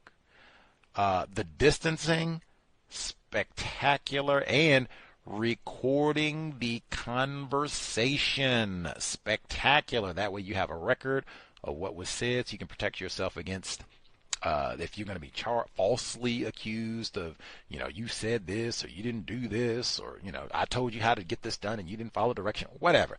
Having an accurate record of what transpired. That's what I'm talking about. That's what we need as opposed to a lot of hyperbole and comparing you to a race soldier. We don't need that. We just don't need that. And a lot of times that can distract us from getting to problem solving. I'm at a new department. I've been forthcoming in asking for opportunities to job shadow. I've developed my professional development plan and shared it with my current manager. I'm starting to regret this decision. I see that he, a white male manager, is dedicated to keeping me in the entry-level position for as long as possible. Oh, they love that one. Despite my work ethic. When I ask to job shadow, I am being set up with subpar individuals. They love that, so slick. For instance, in a department I was set up to job shadow, I was referred to as girl by the security guard. You didn't think they were going to call you woman. When I brought it up to the manager of the department, it was dismissed. The manager of that department is a white passing Latina. Is she classified as white? Or in her brief talk with me, she disclosed her journey. Mr. Fuller does encourage not using the term Latina. That'd be why, because I just want to know, so is this person classified as white or no? In her brief talk with me, she disclosed her journey of how she was sexually assaulted 5 times and wanted to press charges on the last guy who assaulted her. It was strange to me that she disclosed this, but I kept quiet and listened further. She said she is the first woman manager in her field. My observation, she dresses in tight, scantily clad attire inappropriate for work, and while listening to her monologue, I couldn't help but notice how she said she needed to constantly be stimulated in a sexually suggestive way at least 15 times throughout her monologue. She told me what she expects in a leader is someone who is approachable, knowledgeable about their position, and can work with people of varying personalities. However, what she demonstrated that I should do because she thought I was too nice, her narrative was have a stern look on my face all the time. How is that approachable? Much less invite collaboration, yet somehow I'm expected to adhere to this fictitious trope that contradicts what she sees in a leader. The current manager, when I ask about their leadership, prior to transferring to their department, they claimed that they helped 7 employees to get management positions. However, when I asked this manager if she could be an accountability partner, all of a sudden, he is not quite sure how he can help, as he may not have the resources. I said thank you and redirected my efforts to an employee advisor. Excellent. When you any sort of tackiness like that, I always love it. Mr. Fuller talked about this too. Not having some sort of long exchange and why don't you want to do it and getting upset about it. You don't want to help? No problem. Keep it pushing. You can find someone else to assist, or even take Dr. Maya Angelou's, where having the initiative, you just have to go out. Sometimes we might have to go out and get information on our own, where they don't want to, job shadow and all the rest. They do not want to help or set us up to fail. That right there, man, where they deliberately put you with someone who does not know the job. They started like a day after you did, put you with them to train. So you don't like, they have so many, I shouldn't laugh because that's not funny, but they have so many ways of sabotaging our training efforts. Like, it is staggering. Like, I learn new ones all the times of making sure that black people do not get quality training, which you talk about sabotage and impairment from the very beginning. Let's see. A job came up, and the employee advisor informed me that in preparing for the interview, make sure to ask the question and repeat it so by the time you understand what is being asked. It was logical. I did this at the interview. You know what was one piece of feedback from the interview? The fact that I asked and reiterated their questions. Now, isn't that something? That is, man, can't win for losing.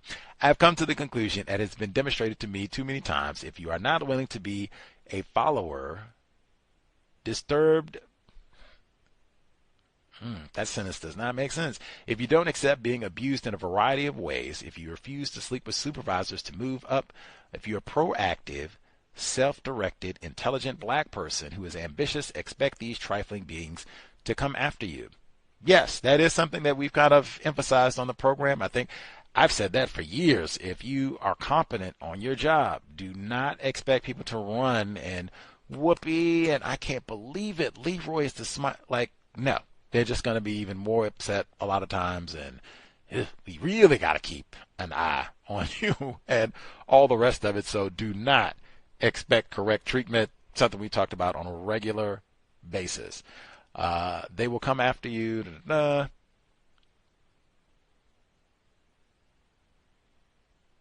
Okay. End of the report. One of the major things that I would say, though, in terms of the frustration with other, because I just don't see the same level of frustration with white people. Like, it seems like they're white people who are doing incorrect things and, deny or sabotaging your efforts in the job, and they didn't get compared to Carolyn Bryant Donham. That's one thing that I would say, like, when we are really getting frustrated about things in the workplace, number one might be red flag, pause. If you have the ability to get a day off or some days off, might be constructive, just to release a little bit, not even think about any of that. Like, don't journal about it, just let that go for a little while, get some rest. We just had the season change and all of that, and then come back. I'm going to take a deep breath. The people that are really you can even make a list. The people that are stressing you the most, and just go right down the list, things that can be done to minimize some of these problems. Now, the rudeness and, they're sucking teeth and following you to the bathroom, some of that, it's so childish. I'm not sure anything needs to be done. I mean, it is absolutely annoying. It's pitiful, which that's us. All over the world, that's us. Childish and pitiful, straight out of Fuller. Little children. But I mean, it's so childish and pitiful. I don't know that anything needs to be done beyond ignore. Like, okay, they follow you to the bathroom and make their dumb remarks, and not all folks I didn't think we was homies, cousins, brothers, none of that to begin with. So we're in agreement on that one, and I'm about my work. And I would be thinking, like, if this is how you all are behaving, almost all of it, but certainly if you are black, I wouldn't even care what age, 20s, 30s, 40s, 50s, 60s, and you're in a workplace with white people and you're following other black people to the bathroom and giggling like you're in high school or middle school, are you going to be on the 20-year plan at this job? I don't know. Like, white people, they do the hiring and firing, but I don't know. That wouldn't be my recommendation for the 20-year plan if you're classified as black. Follow the other black people to the bathroom like you all are in kindergarten and that sort of thing. So I think it is excellent in terms of distancing and not responding, which I think we heard a lot of, not responding to these folks. But I wouldn't even put all the energy on my free time and getting upset about them and they said this and blah, blah, blah, and all the sexual, like, so much of it just sounds so juvenile, which again, that's us. We are worthy of great pity, and we are not men and women. All this catting and sleeping around with folks and then being so public about it in the way, like, all of that is just asking for trouble. Like, like trouble beyond you, in my opinion. So much of this, it's what Michelle Obama, what she tells, she said, they go low, we go high and quiet. I don't have nothing to say about, like I said, all these people. I am keeping my mouth shut. All the sexual whatever, and I don't have nothing to do with none of that. I am not here to sleep with nobody and all that. Like, come on, folks. Get on. And again, that's the sort of thing that you end up in all kinds of trouble. You have to be down in HR, and who did you have sex with, and blah, blah, blah. And come on. Like I said, I know a lot of that stuff is frustrating and being picked on and teased, and I have been in that situation, and yes, it can be very frustrating just being what they call it, the butt of the jokes from other non-white people, victims of racism, especially if they're classified as black. Like, that is really lame, especially in front of white people. Very lame. But I would just be on ignore for the vast majority of this. Ignore, especially the non-white people. Ignore. The trying to job shadow, that's where I would be more focused at. The job shadowing, promotion opportunities, the interviewing, you're going and making sure that you can get opportunities for that sort of thing. That's where I would be focusing my direction, my energy, time, energy, thought process, not on these other non-white people, if that makes sense. I'll pause and see if do we have listeners who have suggestions, Because this is just something that I've noted over the years that we've been doing this program, where frequently it seems that non-white people classified as black, we will get very upset with other non-white people who practice racism against us in the workplace, like very upset and emotionally upset about things. Like I said, that Carolyn Bryant, like, are you serious? Are you serious? But if folks have suggestions for dealing with those frustrations when non-white people are discourteous, unprofessional, unjust in the workplace, that would be great. And I don't know, do folks, do you see that pattern? Do you even see it in yourself, where you get more emotionally upset, where it bothers you more, you get more angry when black people are anti-black, when non-white people mistreat you in the workplace, when they call you names or, sabotage you or, block you from getting a promotion, name call you, or the whole gambit? Do you feel yourself get more upset with other black people who mess you over in the workplace, or what's going on? Because that is a major pattern that I have observed, and I think sometimes it can be an obstacle in terms of the workplace of just getting all of this emotional rage pent up at other black people, and it's not really useful for anything. It doesn't help solve any problems, and a lot of times the black people that we're upset with, they're not even in charge. It's not their company. Like, they're just name calling or, being rude or discourteous or whatever it is. Like, whatever. Victims, keep it moving. Make sure we don't have too much contact. I don't have to go home with them. And a lot of times it's not even the black person that we have all this angst with. They're not even signing our check. That's what I'm saying. Anyway, you all can, do you have any tips? Black people that, are discourteous in the workplace and dealing with them, and especially when you feel like you're getting really frustrated about black people who are unprofessional and hostile to you in a workplace. Any tips on dealing with that? And do other folks, do you see that observation, or is that just me? I'm being retarded. Does it seem like you and or non-white people, maybe on a large scale, we get more upset about non-white people being rude to us in the workplace?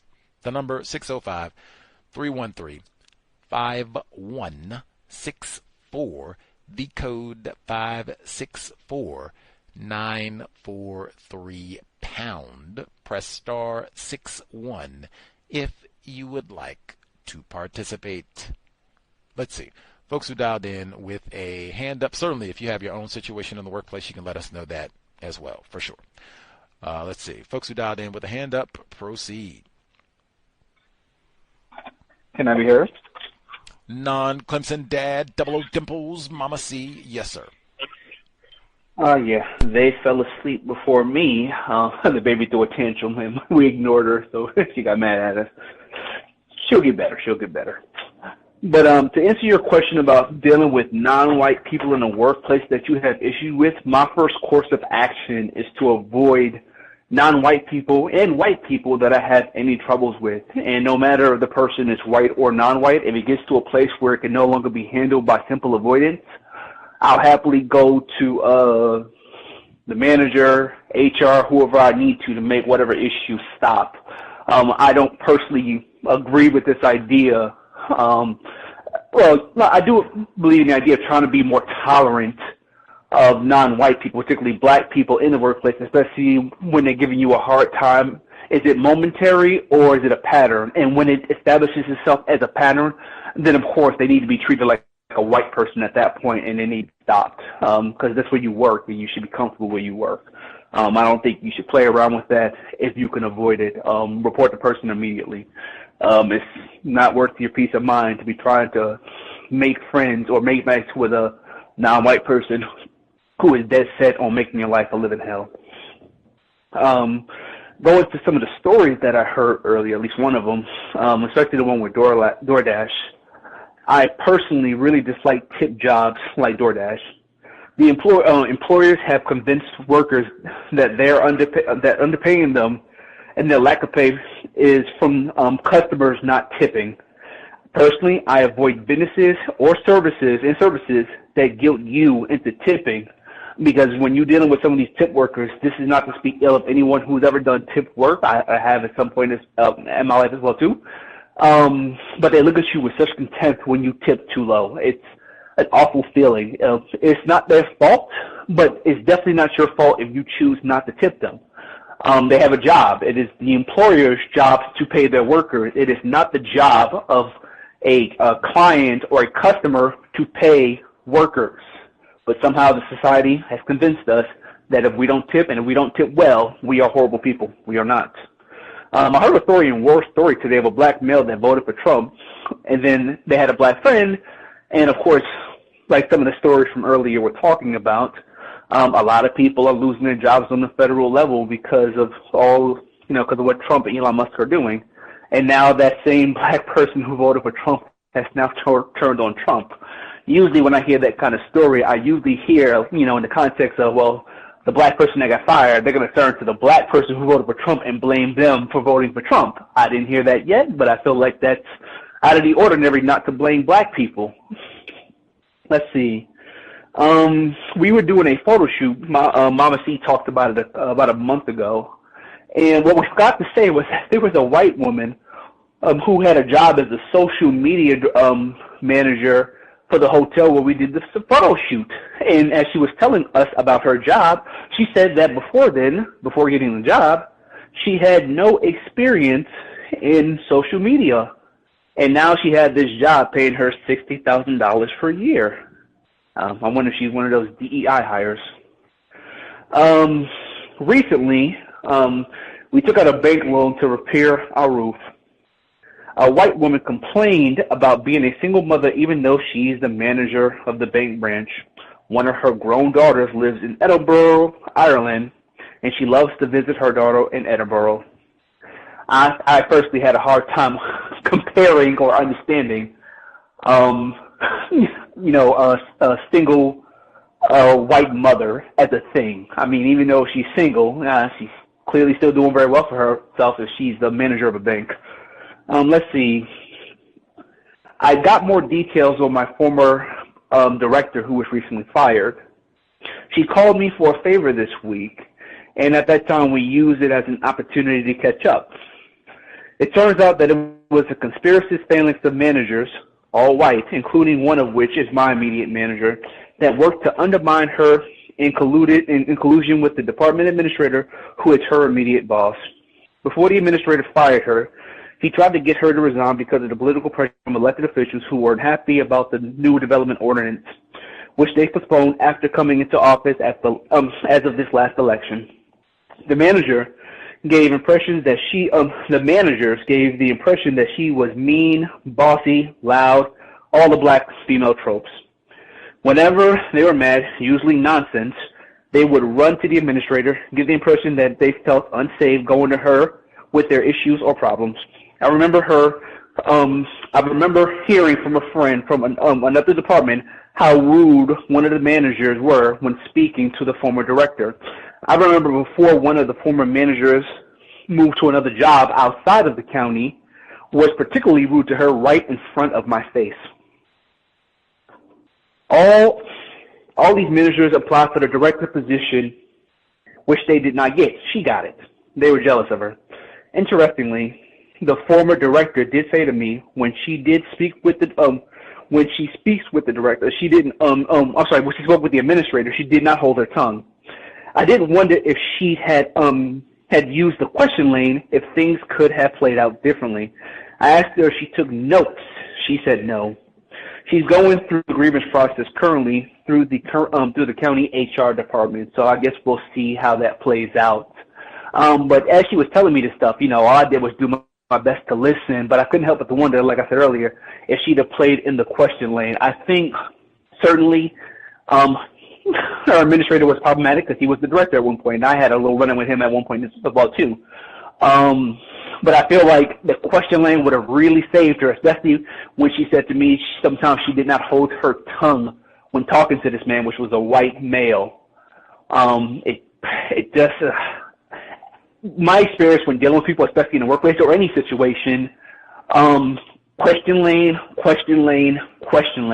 Even if they're mad or upset, don't make statements. Just ask questions until they stop. And I found that usually, especially in the workplace, I have been able to deal with a significant number of issues by simply just asking questions until the person stops, because usually they don't want to ask questions anymore. And with that, I'll mute my line.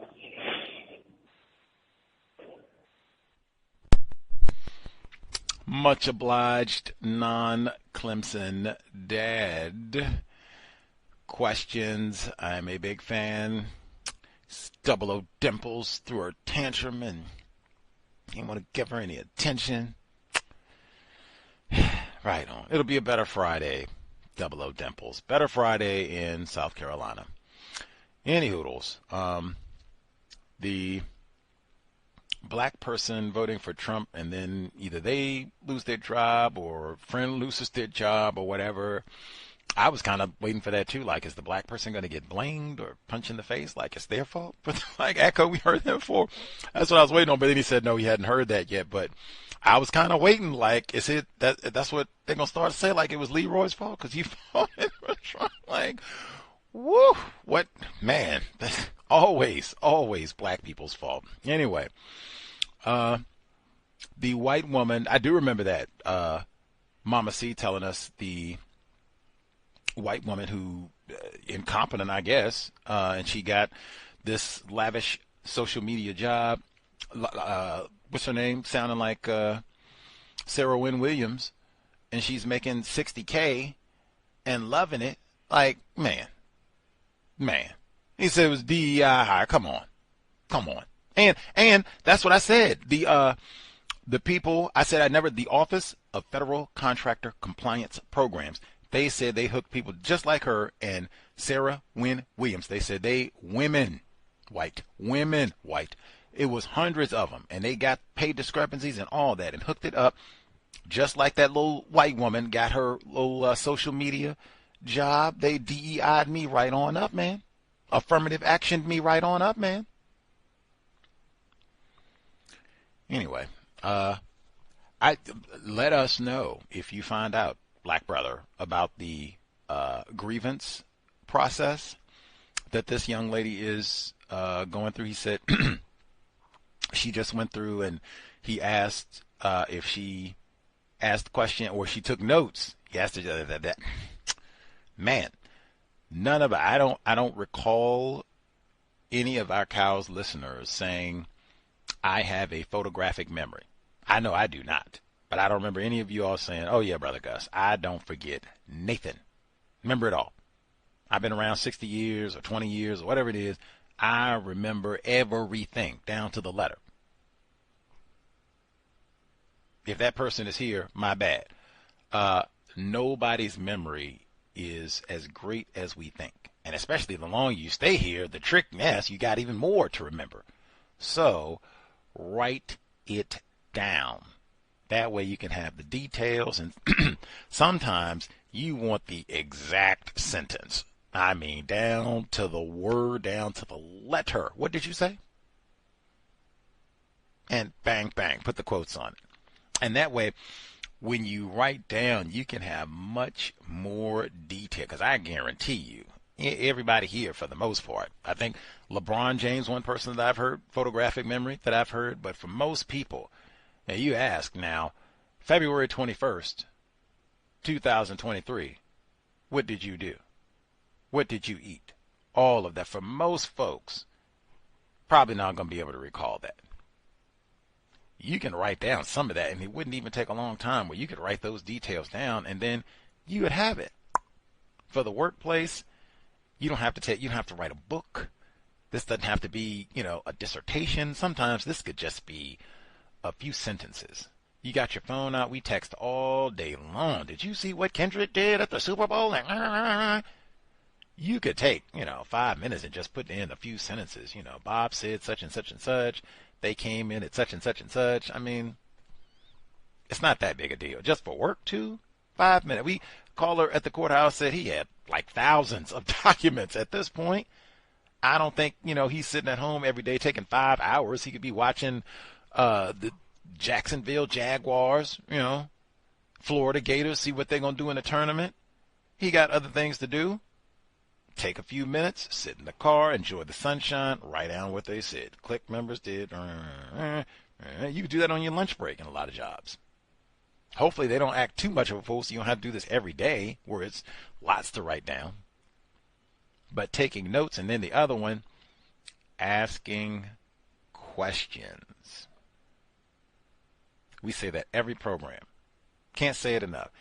Asking questions, especially in the workplace. That is not the time for speechifying. Shh, zip it. Questions. Questions. Especially folks get rowdy and all that, like, ooh-wee. Then, especially, zip it. Zip it. Folks are upset and what have you. Now, it is definitely not the time for statements. Now, questions.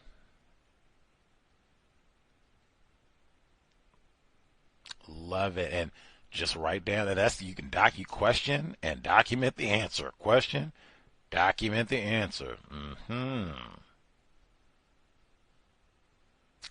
particularly, why? She didn't ask questions. What did she do? She made statements, and she said, I didn't watch my tongue. Uh-oh. Uh-oh.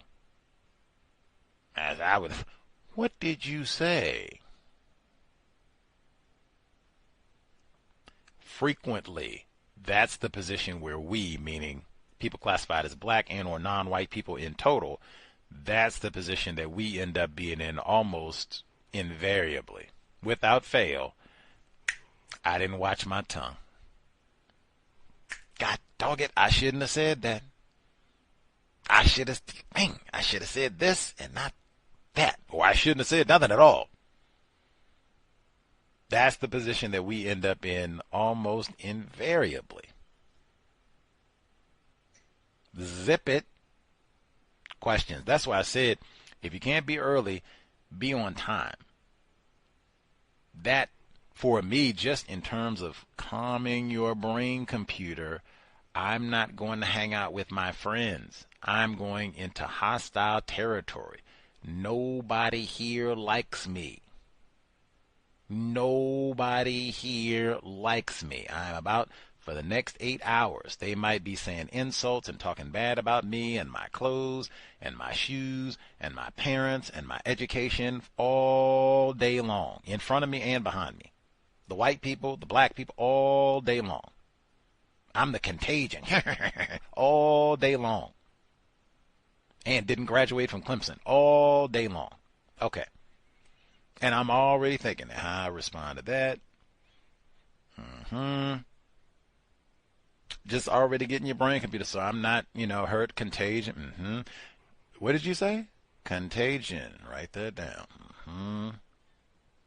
If I need to ask, what do you mean contagion? Why am I the office contagion? Write that down. That's all, but these are not my homies.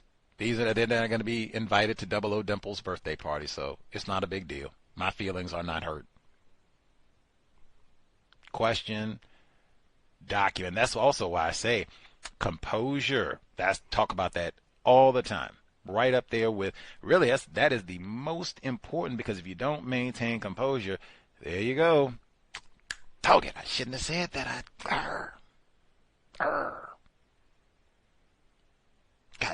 Lost track, my mouth got to running, got me upset. Composure. Especially in the workplace, really with a white person or a non-white person. Really got to make sure, keep your emotion. That's why I said, so we can't just be all emotional in the workplace, because you already know this is a hostile environment. I already knew that. They're going to call me names, and I told you, call the resistance. What? Yeah, okay. Get back there. Why are you calling me the resistance? Or you document, or both. But I mean, it is so important in terms of what sort of frame of mind. And I really think it's best we can, getting away from being, supercharged and emotional about it, just solving problems. Something happening here that shouldn't be. Well, let's see if we can get that stopped, and soon. But yes, we'll see we'll see how the grievance process goes. We've heard from a number of folks take the position, hey, workplace mistreatment is mistreatment, and we are supposed to be getting rid of all mistreatment. If it's a non-white person and they're doing some mistreating, that needs to stop right now. Bravo, bravo, bravo. Folks who, and like I said, there are some folks who, try at least to give a chance. I certainly can understand, but mistreatment is mistreatment is mistreatment. There's so much of that, going on in the workplace and beyond. We really want to be putting all of the mistreatment out of business. Pronto. Especially in the workplace. Like, man. Much obliged, non-Clemson dad. Go Tigers. I have to see if they got in the bracket. I didn't get to pay attention to their hoops team this year. Lady Tigers and all the rest of it. Go Tigers. Let's see. Number again, 605-313-5164. The code 564943 pound. Press star 61 if you would like to participate. Let's see. I will nab one more email quickly, and then we'll nab some of our other folks who dialed in. Let's see. Email number 2. Hi, Gus, Cal's audience. I changed my mind. Right Wing Ashley is the appropriate name for the not-so-little Roseanne Barr, Rosie O'Donnell-looking confirmed race soldier.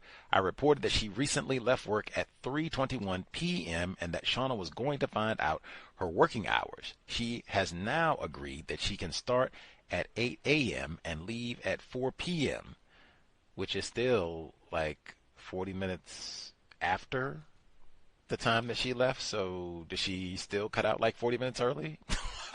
What is... Woo. Zoe informed me that Right Wing Ashley claims that she told me her working hours and that she had asked me to move the time of our weekly catch-up, which were scheduled at 4 p.m. on numerous occasions, but I ignored her. Liar. No one believes her. The meetings were initially at 10:30 a.m. on Tuesdays and were changed to 4 p.m. because she asked me to. I don't remember her reason, but it wasn't a problem. Last week when we met, I gave her some positive feedback because we were gradually clearing the backlog of reports. She had made an announcement of this fact at our team meeting, but it seems Right Wing Ashley is getting high on her own supply. Metaphor. She's under the delusion that the progress is due to her hard work and not me spending the last few months triple checking her work and clearing up her mistakes. You never give credit to the Negro. I could see she was uncomfortable with the feedback, even though it was positive, but I didn't think too much of it. The following day, I sent her a request by email. I asked her to check a legal fact. She's not a lawyer, so I wasn't asking her for legal advice, just to check some wording. Ordinarily, her emails are overly friendly in language, with smiley faces included. But the response to my email was extremely formal. She changed from her usual, hey, with smiley emoji, to hi, thank you for your email, as though she was writing to someone she'd never met. She sent me several emails in this tone. It was a direct racist attempt to put me in my place. Remember, she reports to me. Whatever, nigger. I ignored her disrespect and asked her to clarify the information she provided, as she provided a very technical legal opinion. When I asked her for the source, she gave me a partial response. There was some toing and froing by email, but she still didn't answer my question. She went as far as telling me that she'd provided the source and that I can check the information myself. Dang.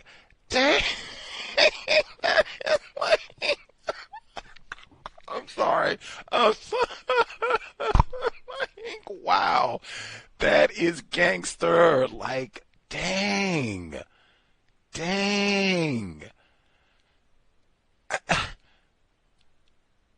Wow. What does it mean to be. See, that's why I said, like, we talked about this too. That's even going back for a while. If you are competent in a workplace, oh man, you are fixing it. If you're a black person, mind you, and you are competent, you are fixing to get it. Don't you be coming in here uppity, and you don't even have to be uppity. Just the fact that you're competent, that is uppity enough. Oh my God. And like I said, at this company, I had not processed it, but unless I'm mistaken, so the person obviously who's writing this is a non-white person, black female, and then her direct supervisor is also a black female, and then the person who I think is in charge at the company is a non-white, non-black male. So you have all these dark people who have, like, you know, some level of legitimate, at least immediate power in terms of what happens in the workplace on a daily basis. If you are a white person in this sort of environment, like, oh, yeah, and that's what she tells us about all the time. White people stealing the petty cash and stealing money from the company and don't want to come in and show up in their footies and pajamas and that sort of thing. Just, oh my God, why am I even here? What am I supposed to be doing? I'm a come in and help these niggers look good because of my, like, are you serious? And they don't even do any work. That's what we hear. Like, man, and now white genetic annihilation. Now, if Dr. Welsing is correct, and the planet, if there is more of this, environments where it is like, for real, non-white people who might be the manager and competent, like not affirmative action, like went to school, studied, graduated, can read, all that. Oh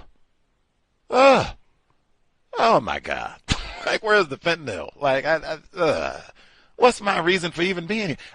I'm not even making this up. She said this. She said, the white people, you correct me, Lord can strike me with lightning if I'm lying right now. It's raining in Seattle, so we already got the clouds. Strike me down if I'm lying, and caller who wrote this in. Didn't she say that? She said they have white people who come into this job, show up on the Zoom in their footies, pajamas, steal from the petty cat, like all that. I hate all this. I think that's a mega part of what it is. All these dark people here, and what's my purpose for even being here? Like, when she said, let's cut out, it's 3:21, let's go to happy hour, let's go to the pub, man. I'm done. These niggers got on my nerves, triple and quadruple checking my work, telling me I don't know what I'm doing, because you don't know what you're doing. I could be told, you had to set me straight though, because she did tell us they were showing up, the white people in their footies, pajamas, all that. All incompetent. I can't even imagine if white people ever hired me for a job where I know I'm not qualified to do these tasks. And I'm fitting to show up in my pajamas. Are you serious? Like, what? Like, at minimum, if I'm going to be incompetent, I'm going to have the freshest pressed suit every day. Boy, he looks sparkling. He looked like PhD every day. He can't spell PhD, but he looked like PhD every day. She continues. She said, if you don't know where it is, you look it up yourself, nigger. Then signed off with the email, thanks, with an exclamation mark after the word thanks. Gangster. I maintained I maintained my composure. If you don't remember anything else, because that is not the time. Heifer, who do you think you are? You don't write me. I am the boss around here. You don't tell. Deep breath. I said you can even get up. I've said you can get up, take the little bathroom stroll, drink your water, so you always have answer nature's call. Channel, spirit, Dr. Welsing, got it. Patient, right, patient, okay. Best thing to say, boom, boom. I maintained my composure, emailed her back to check if she used AI. We're being encouraged to use it, but also flag when we do, as the AR responses are not always accurate. She lied and said no. I went back to her and requested she clarify the source of a particular sentence she had provided, which wasn't in the document she had referenced in her email. At that point, she responded that she would get the company lawyers to give their advice. I reminded her of the need to ensure her work is accurate. Strive for accuracy. The tone of her email reply was very different. Hey, I will do so in the future, with the emojis back. And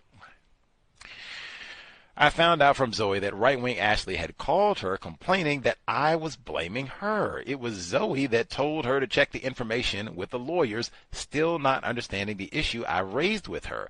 I also didn't blame her for anything, just asked for the source of the information she provided. And there's a history of her work being inaccurate or trash. Zoe and I will be holding joint meetings with her on her performance from this point on. The good thing is she's also in conflict with Zoe. I remember that. It's only the second time in my career that I've witnessed up close the conflict between race soldiers in the workplace. This has been insightful from a counter-racist perspective. Their conflict also helped shield me from white-wing Ashley's lies, because she is extremely conniving. White people generally do a very good job remaining codified about not like brawling with each other in front of white people at work. They might have a few. I think a caller at the courthouse said, the clique member slung like orange juice in the other white person's face a long time ago. But now that was years ago. He didn't say that was like yesterday. That was a long time ago. For the most part, they generally keep their quarrels and squabbles and things limited, at least not in front of them. I'm not saying that they don't have them. Just generally, white people do not squabble with other white people on the job in front of their neighbors. Generally. Folks can let me know if they have observed, but I mean, just even reflecting with you all, it's not too many instances where you all are talking about white people arguing and beefing and yelling and screaming with each other, but not too many. It's way more what I just, black people, other black people, where we don't, get along, that sort of, or even other white people where something has happened. But generally, it's not white on white crime at work. They stick pretty codified on that one, generally speaking. Much obliged. The email again, untiljustice@gmail.com.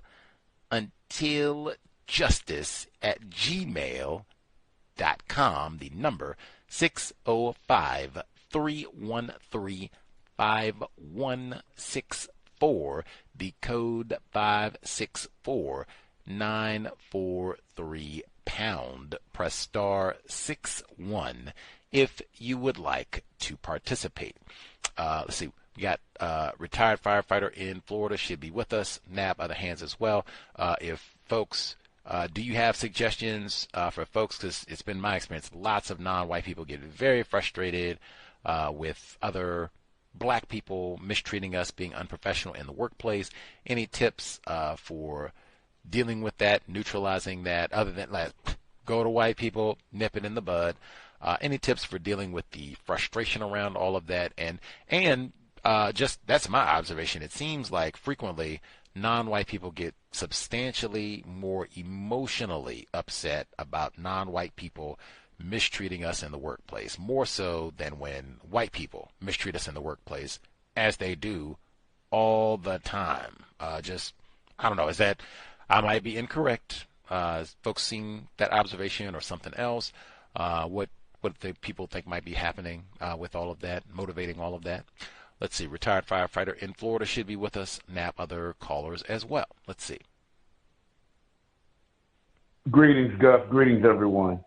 I've mentioned it before, and I heard you mention it today on this evening's program about the option to speak directly to that non-white victim of racism about the issue between yourself and that person. I found out that in my experience, it worked every time. I mean, 100%. It worked. Basically, I'm going to try to put it in a design. The first thing that I suggest is you ask that person, sir, ma'am, can I speak to you? You know, or if you know their name, you know, you state their name and can I speak to you in private? You know, you want to be in private because anything that has a semblance of being out in the open, what that person is going to do, and they would be correct. You're trying to show off, you know, in front of others with the issue that the two have fussing and arguing about. So ask them, can I speak to you? And then ask them, can I speak to you in private? Be calm, not raising your voice, and at the same time speaking directly to the issue of concern. Like I said, with me, in my experiences, I think I had about maybe 3, maybe 4 experiences. I've mentioned most of them on the program. You know, with the black male with the gorilla mask. There was even before that, when I was, you know, very kind of new on the job, the fire department is full of, it's almost like a quote unquote fraternity, sorority type of thing, to whereas the younger you are as far as either age or time on the job, I don't know about what it is now, you get attempts to haze you, or they try to haze you. And I wasn't going to take it. I don't care if I was there for 2 minutes. But they meaning the white supremacists, encourage a black male to do their quote unquote dirty work. And I found out about it. And I, once again, asked him, can I speak to you in private? And it was kind of rough as opposed to how I improved on it. One can probably say I kind of like maybe threatened him in the process if whatever he was going to rig up over my head while I was in a bed, if it worked, what I was going to do to him, that sort of thing. But anyway, it worked. It worked anyway, based on how I was saying. I wasn't loud, speaking directly to him, that sort of thing. And he, like the young people say, he got it. But in the other incidents, you know, they worked out pretty well. You know, you in a calm voice that you speak to the person. Even with Chief Phillips, who came on your program, there was an incident that he was ordered to come in to settle. He was ordered to come in to settle. Now, this wasn't me speaking with him privately, because it was an open meeting in the station, some kind of disciplinary meeting in the station, and he was talking like, you know, what he was going to do, and you know, to the people who were not behaving correctly, that sort of thing. But basically, what he got from me was my knowledge and understanding of the rules and regulations of Dade County Fire Department. And after every incident came up with myself and 2 others, I had an answer that I didn't invent. It came from the rule books. So when they meaning the officials went into their little meeting to decide on what was going to be handed out, they had no alternative but to state that the person who was bringing up the incidents, he would have to leave. He would have to leave. That was a white male. because the other people, veteran employees, and all of their individual background records are pretty good. You're gonna have to leave. You're the one that's gonna have to leave because they're bidded in, and you're not. But yeah, I would strongly recommend the first thing you do is to attempt, because the person may turn you down, but if you attempt to go to them by asking them, sir, ma'am, can I speak to you privately?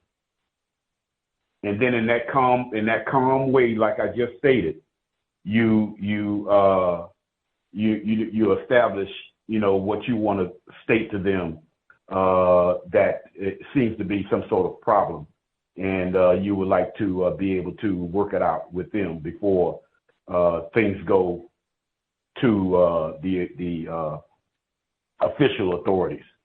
And with me, it always worked, and that's my report to that question. And like I say, what I'm speaking was based on experience.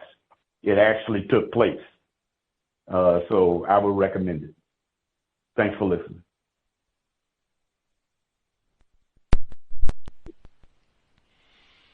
Much obliged, retired firefighter in Florida. Private, very important. And I've heard that from a number of folks in terms of if there's a problem in the workplace and I'm going to try and resolve this, I'm going to talk to this victim, see if we can resolve. I have to go to talk to the more powerful white person. Talk to that person privately. That is so important. Everybody has an ego. He mentioned the show-offism. Like, oh man, it is. You can say, like, you can have a written script. I mean, like, literally, it's on a piece of paper or it's on your phone, whatever. And so you're gonna say the exact same way, exact same thing, read the same sentence, same tone. One is private. The other one is going to be out public in front of, let's say 6, 7 other people. Just the fact that it's 6, 7 other people watching, oh man, that drastic. And I mean, like I said, you can say the exact same thing, same tone, all of that, but just the fact that it's just you two, man, people will, because they don't have that pressure of, is he trying to embarrass me and all that, and I'm got to so-called save face and you don't embarrass me and all that nonsense. And that's exactly what it is, nonsense. But you can eliminate all that. No, I'm not trying to embarrass you in front of all of your black brothers and black sisters and whatever, or your white friends, or whatever it is. None of that. None of that. I'm just trying to see if we can get this problem solved without having to go to the man, the woman. And like I said, retired firefighter, and I think a number of other non-white people, we've talked about this, they have said, yes, this has been effective, and especially in private, and not stomping and cursing and putting the finger in and look here, nigger, who do you think? Not that you don't want to get them in private and go that route either, but courteous, respectful, and just, can we get this problem solved so we don't have to go to the white people, can move forward trying to make our money. Most non-white people have been receptive to that. Now again, if you don't have rapport with this person, or you don't think they are going to have a reasonable response to that, hey, non-Clemson dad, fast forward. Get the most powerful white person in charge, and mistreatment is mistreatment. That's what we're supposed to be putting out of business. But private, composure, spectacular for minimizing conflict, I think, and maybe if you can, try to avoid having to get white people involved in everything, to keep some of these things from getting out of hand, from accelerating into more conflict between non-white people.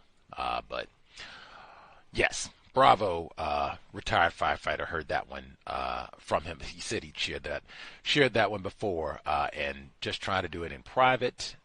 Try to keep your composure as best you can, and then if you see that the person is not receptive, well then you know how to handle that as well.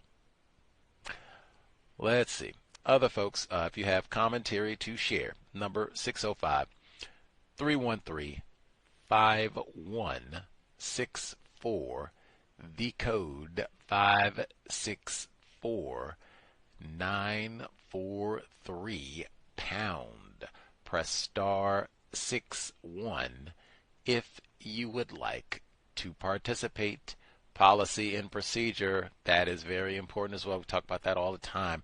Knowing policy and procedure and knowing what is supposed to happen according to policy and procedure. You can even put that in the form of a question, even though hopefully you'll have your copy of policy and procedure that you read before you even took the job.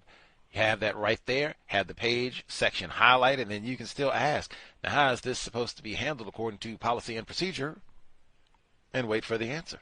And it should be in unison with what you have highlighted. Unless they come up with some, well, it should be what it says on page 45, but I guess we might be able to use discretion this time. Uh-oh. Uh-oh. We are in trouble. Anywho, we'll be here on Friday.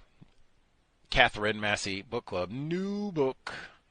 Same time, 8 p.m. Eastern, 5 p.m. Pacific, tomorrow evening, and then the compensatory call-in on Saturday. Have to see, is that like official spring Saturday or whenever? But either way, spring or no, Saturday, 8 p.m. Eastern, 5 p.m.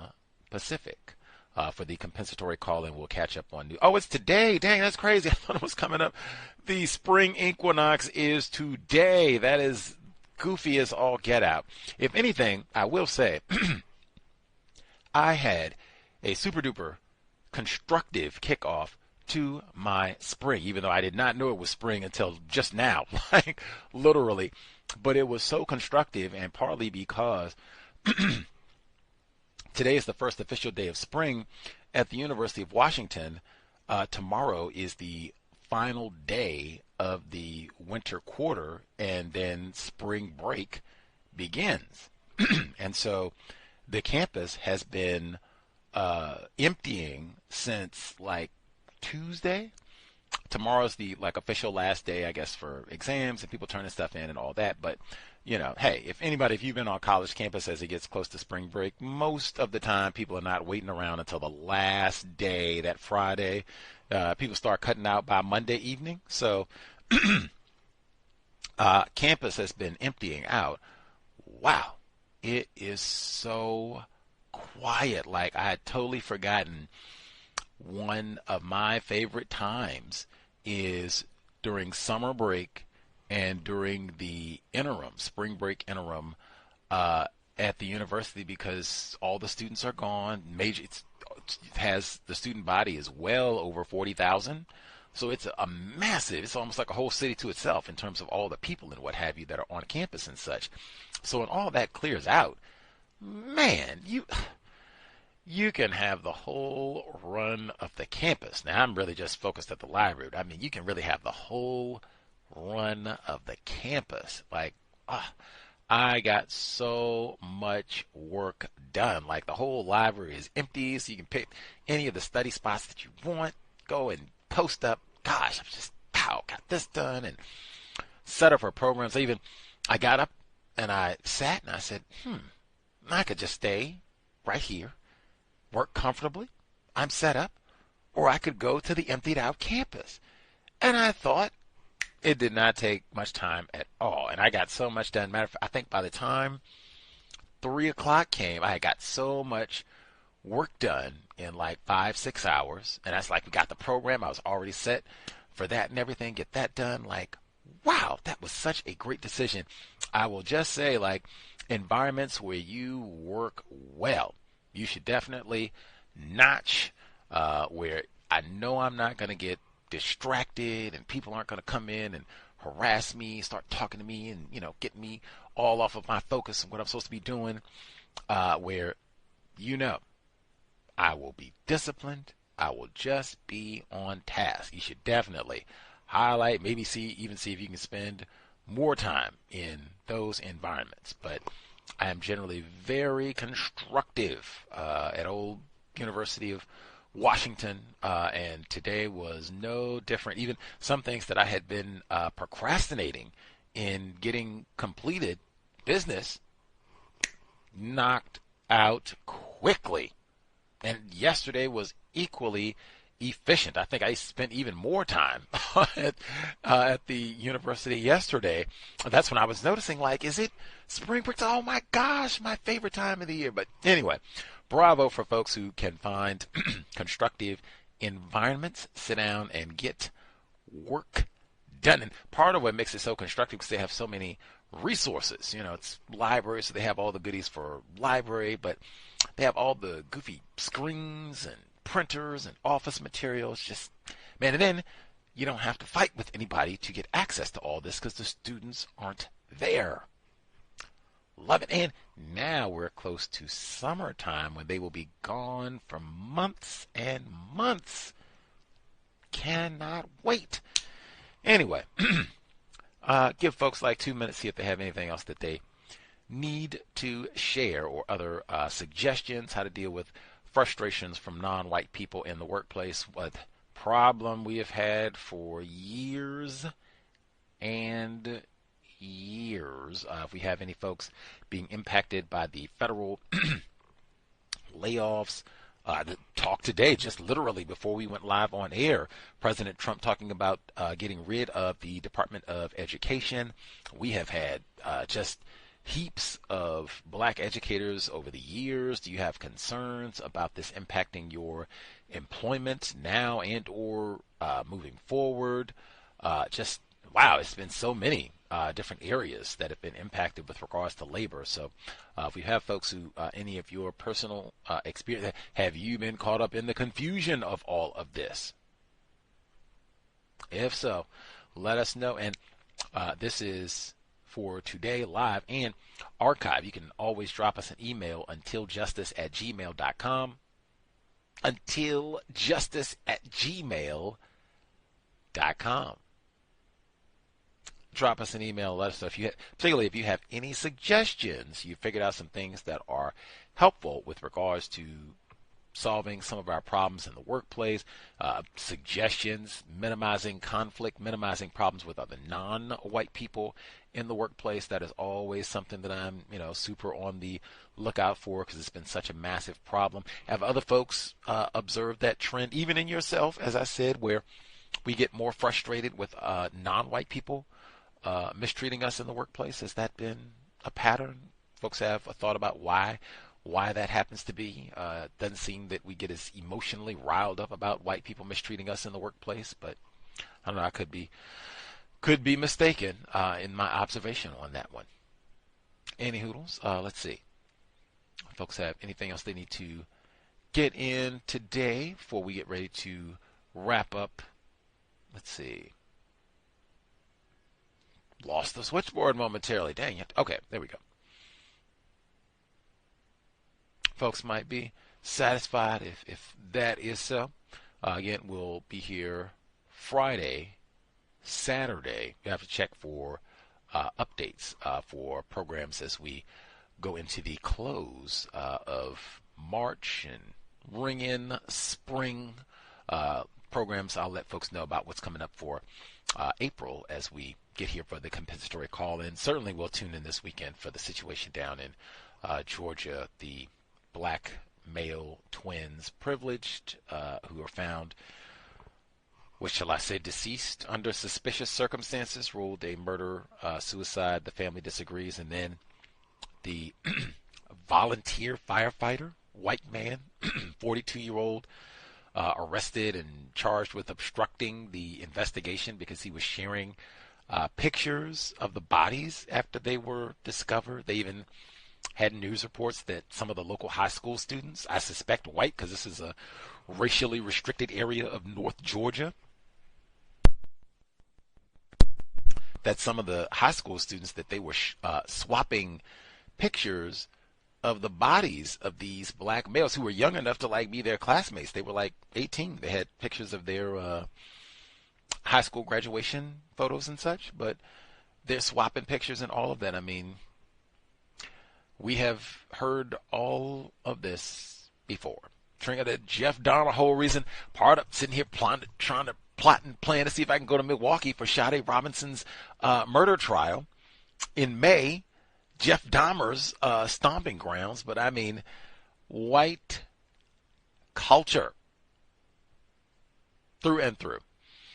Any hoodles. We will be here. More to chat on all of that, what's going on down in Georgia. More to chat on all that this weekend. That would be another case to make sure you chat if you have non-white offspring, to chat about what is transpiring in Georgia right now. Get as many details as possible and why all of this is super serious to solve this problem immediately. Dare I even say, since they were so young, white people do not care about children. Sobriety would be best. We need high-functioning brain computers to solve our problems. And the incident that I just mentioned, it is so dangerous. The planet on which we live, dominated by white supremacy, racism, we have to be alert, paying attention. So many people are under anxiety and stressed and everything happening with all the job loss and everything else, that it is no time to be intoxicated and not really in a correct state of thinking, and you're just out and about hoping for the best, hoping that you'll safely get home in one piece. Maybe not. That we started all. I told you, caller had said, "Damn, we got an employee who got fired. Now he's loitering in the parking lot." That is the environment in which we live. Department of Education just shut down. That's it. Creator, help me maximize my time and energy to replace white supremacy with justice immediately. Help me to stop wasting non-white people's time and energy, including my own. Minimize contact. Minimize conflict. Stop name-calling black people. Stop being discourteous to black people. Heard quite a bit of that right this week. Discourteous to black people. We love it. Love it, love it, love it. Even in the workplace, especially in the workplace. Be nasty and rude to other black people. Unfortunately, we have to expect and be prepared for that. Non-white people, even people classified as black, being nasty and hostile to us in the workplace. That is the system of white supremacy, racism, and how we have been conditioned. Stop gossiping. Heard that this week as well. Sitting around and gossip. Not all skin folks is kin folks. They go hand in hand. Minimizing conflict and all that gossiping and all the rest of it. That is what to expect. That, dare I say, might even be black culture. 2025. Stop producing throwaway offspring. Replace white supremacy with justice as soon as possible. Cows signing out. Thanks all for tuning in. Nigga, you so brainwashed. I'm a victim, brother. Problem. You're a victim. I'm a victim of 400 years of conditioning. Shut up. The man has programmed my conditioning. Even my conditioning has been conditioned.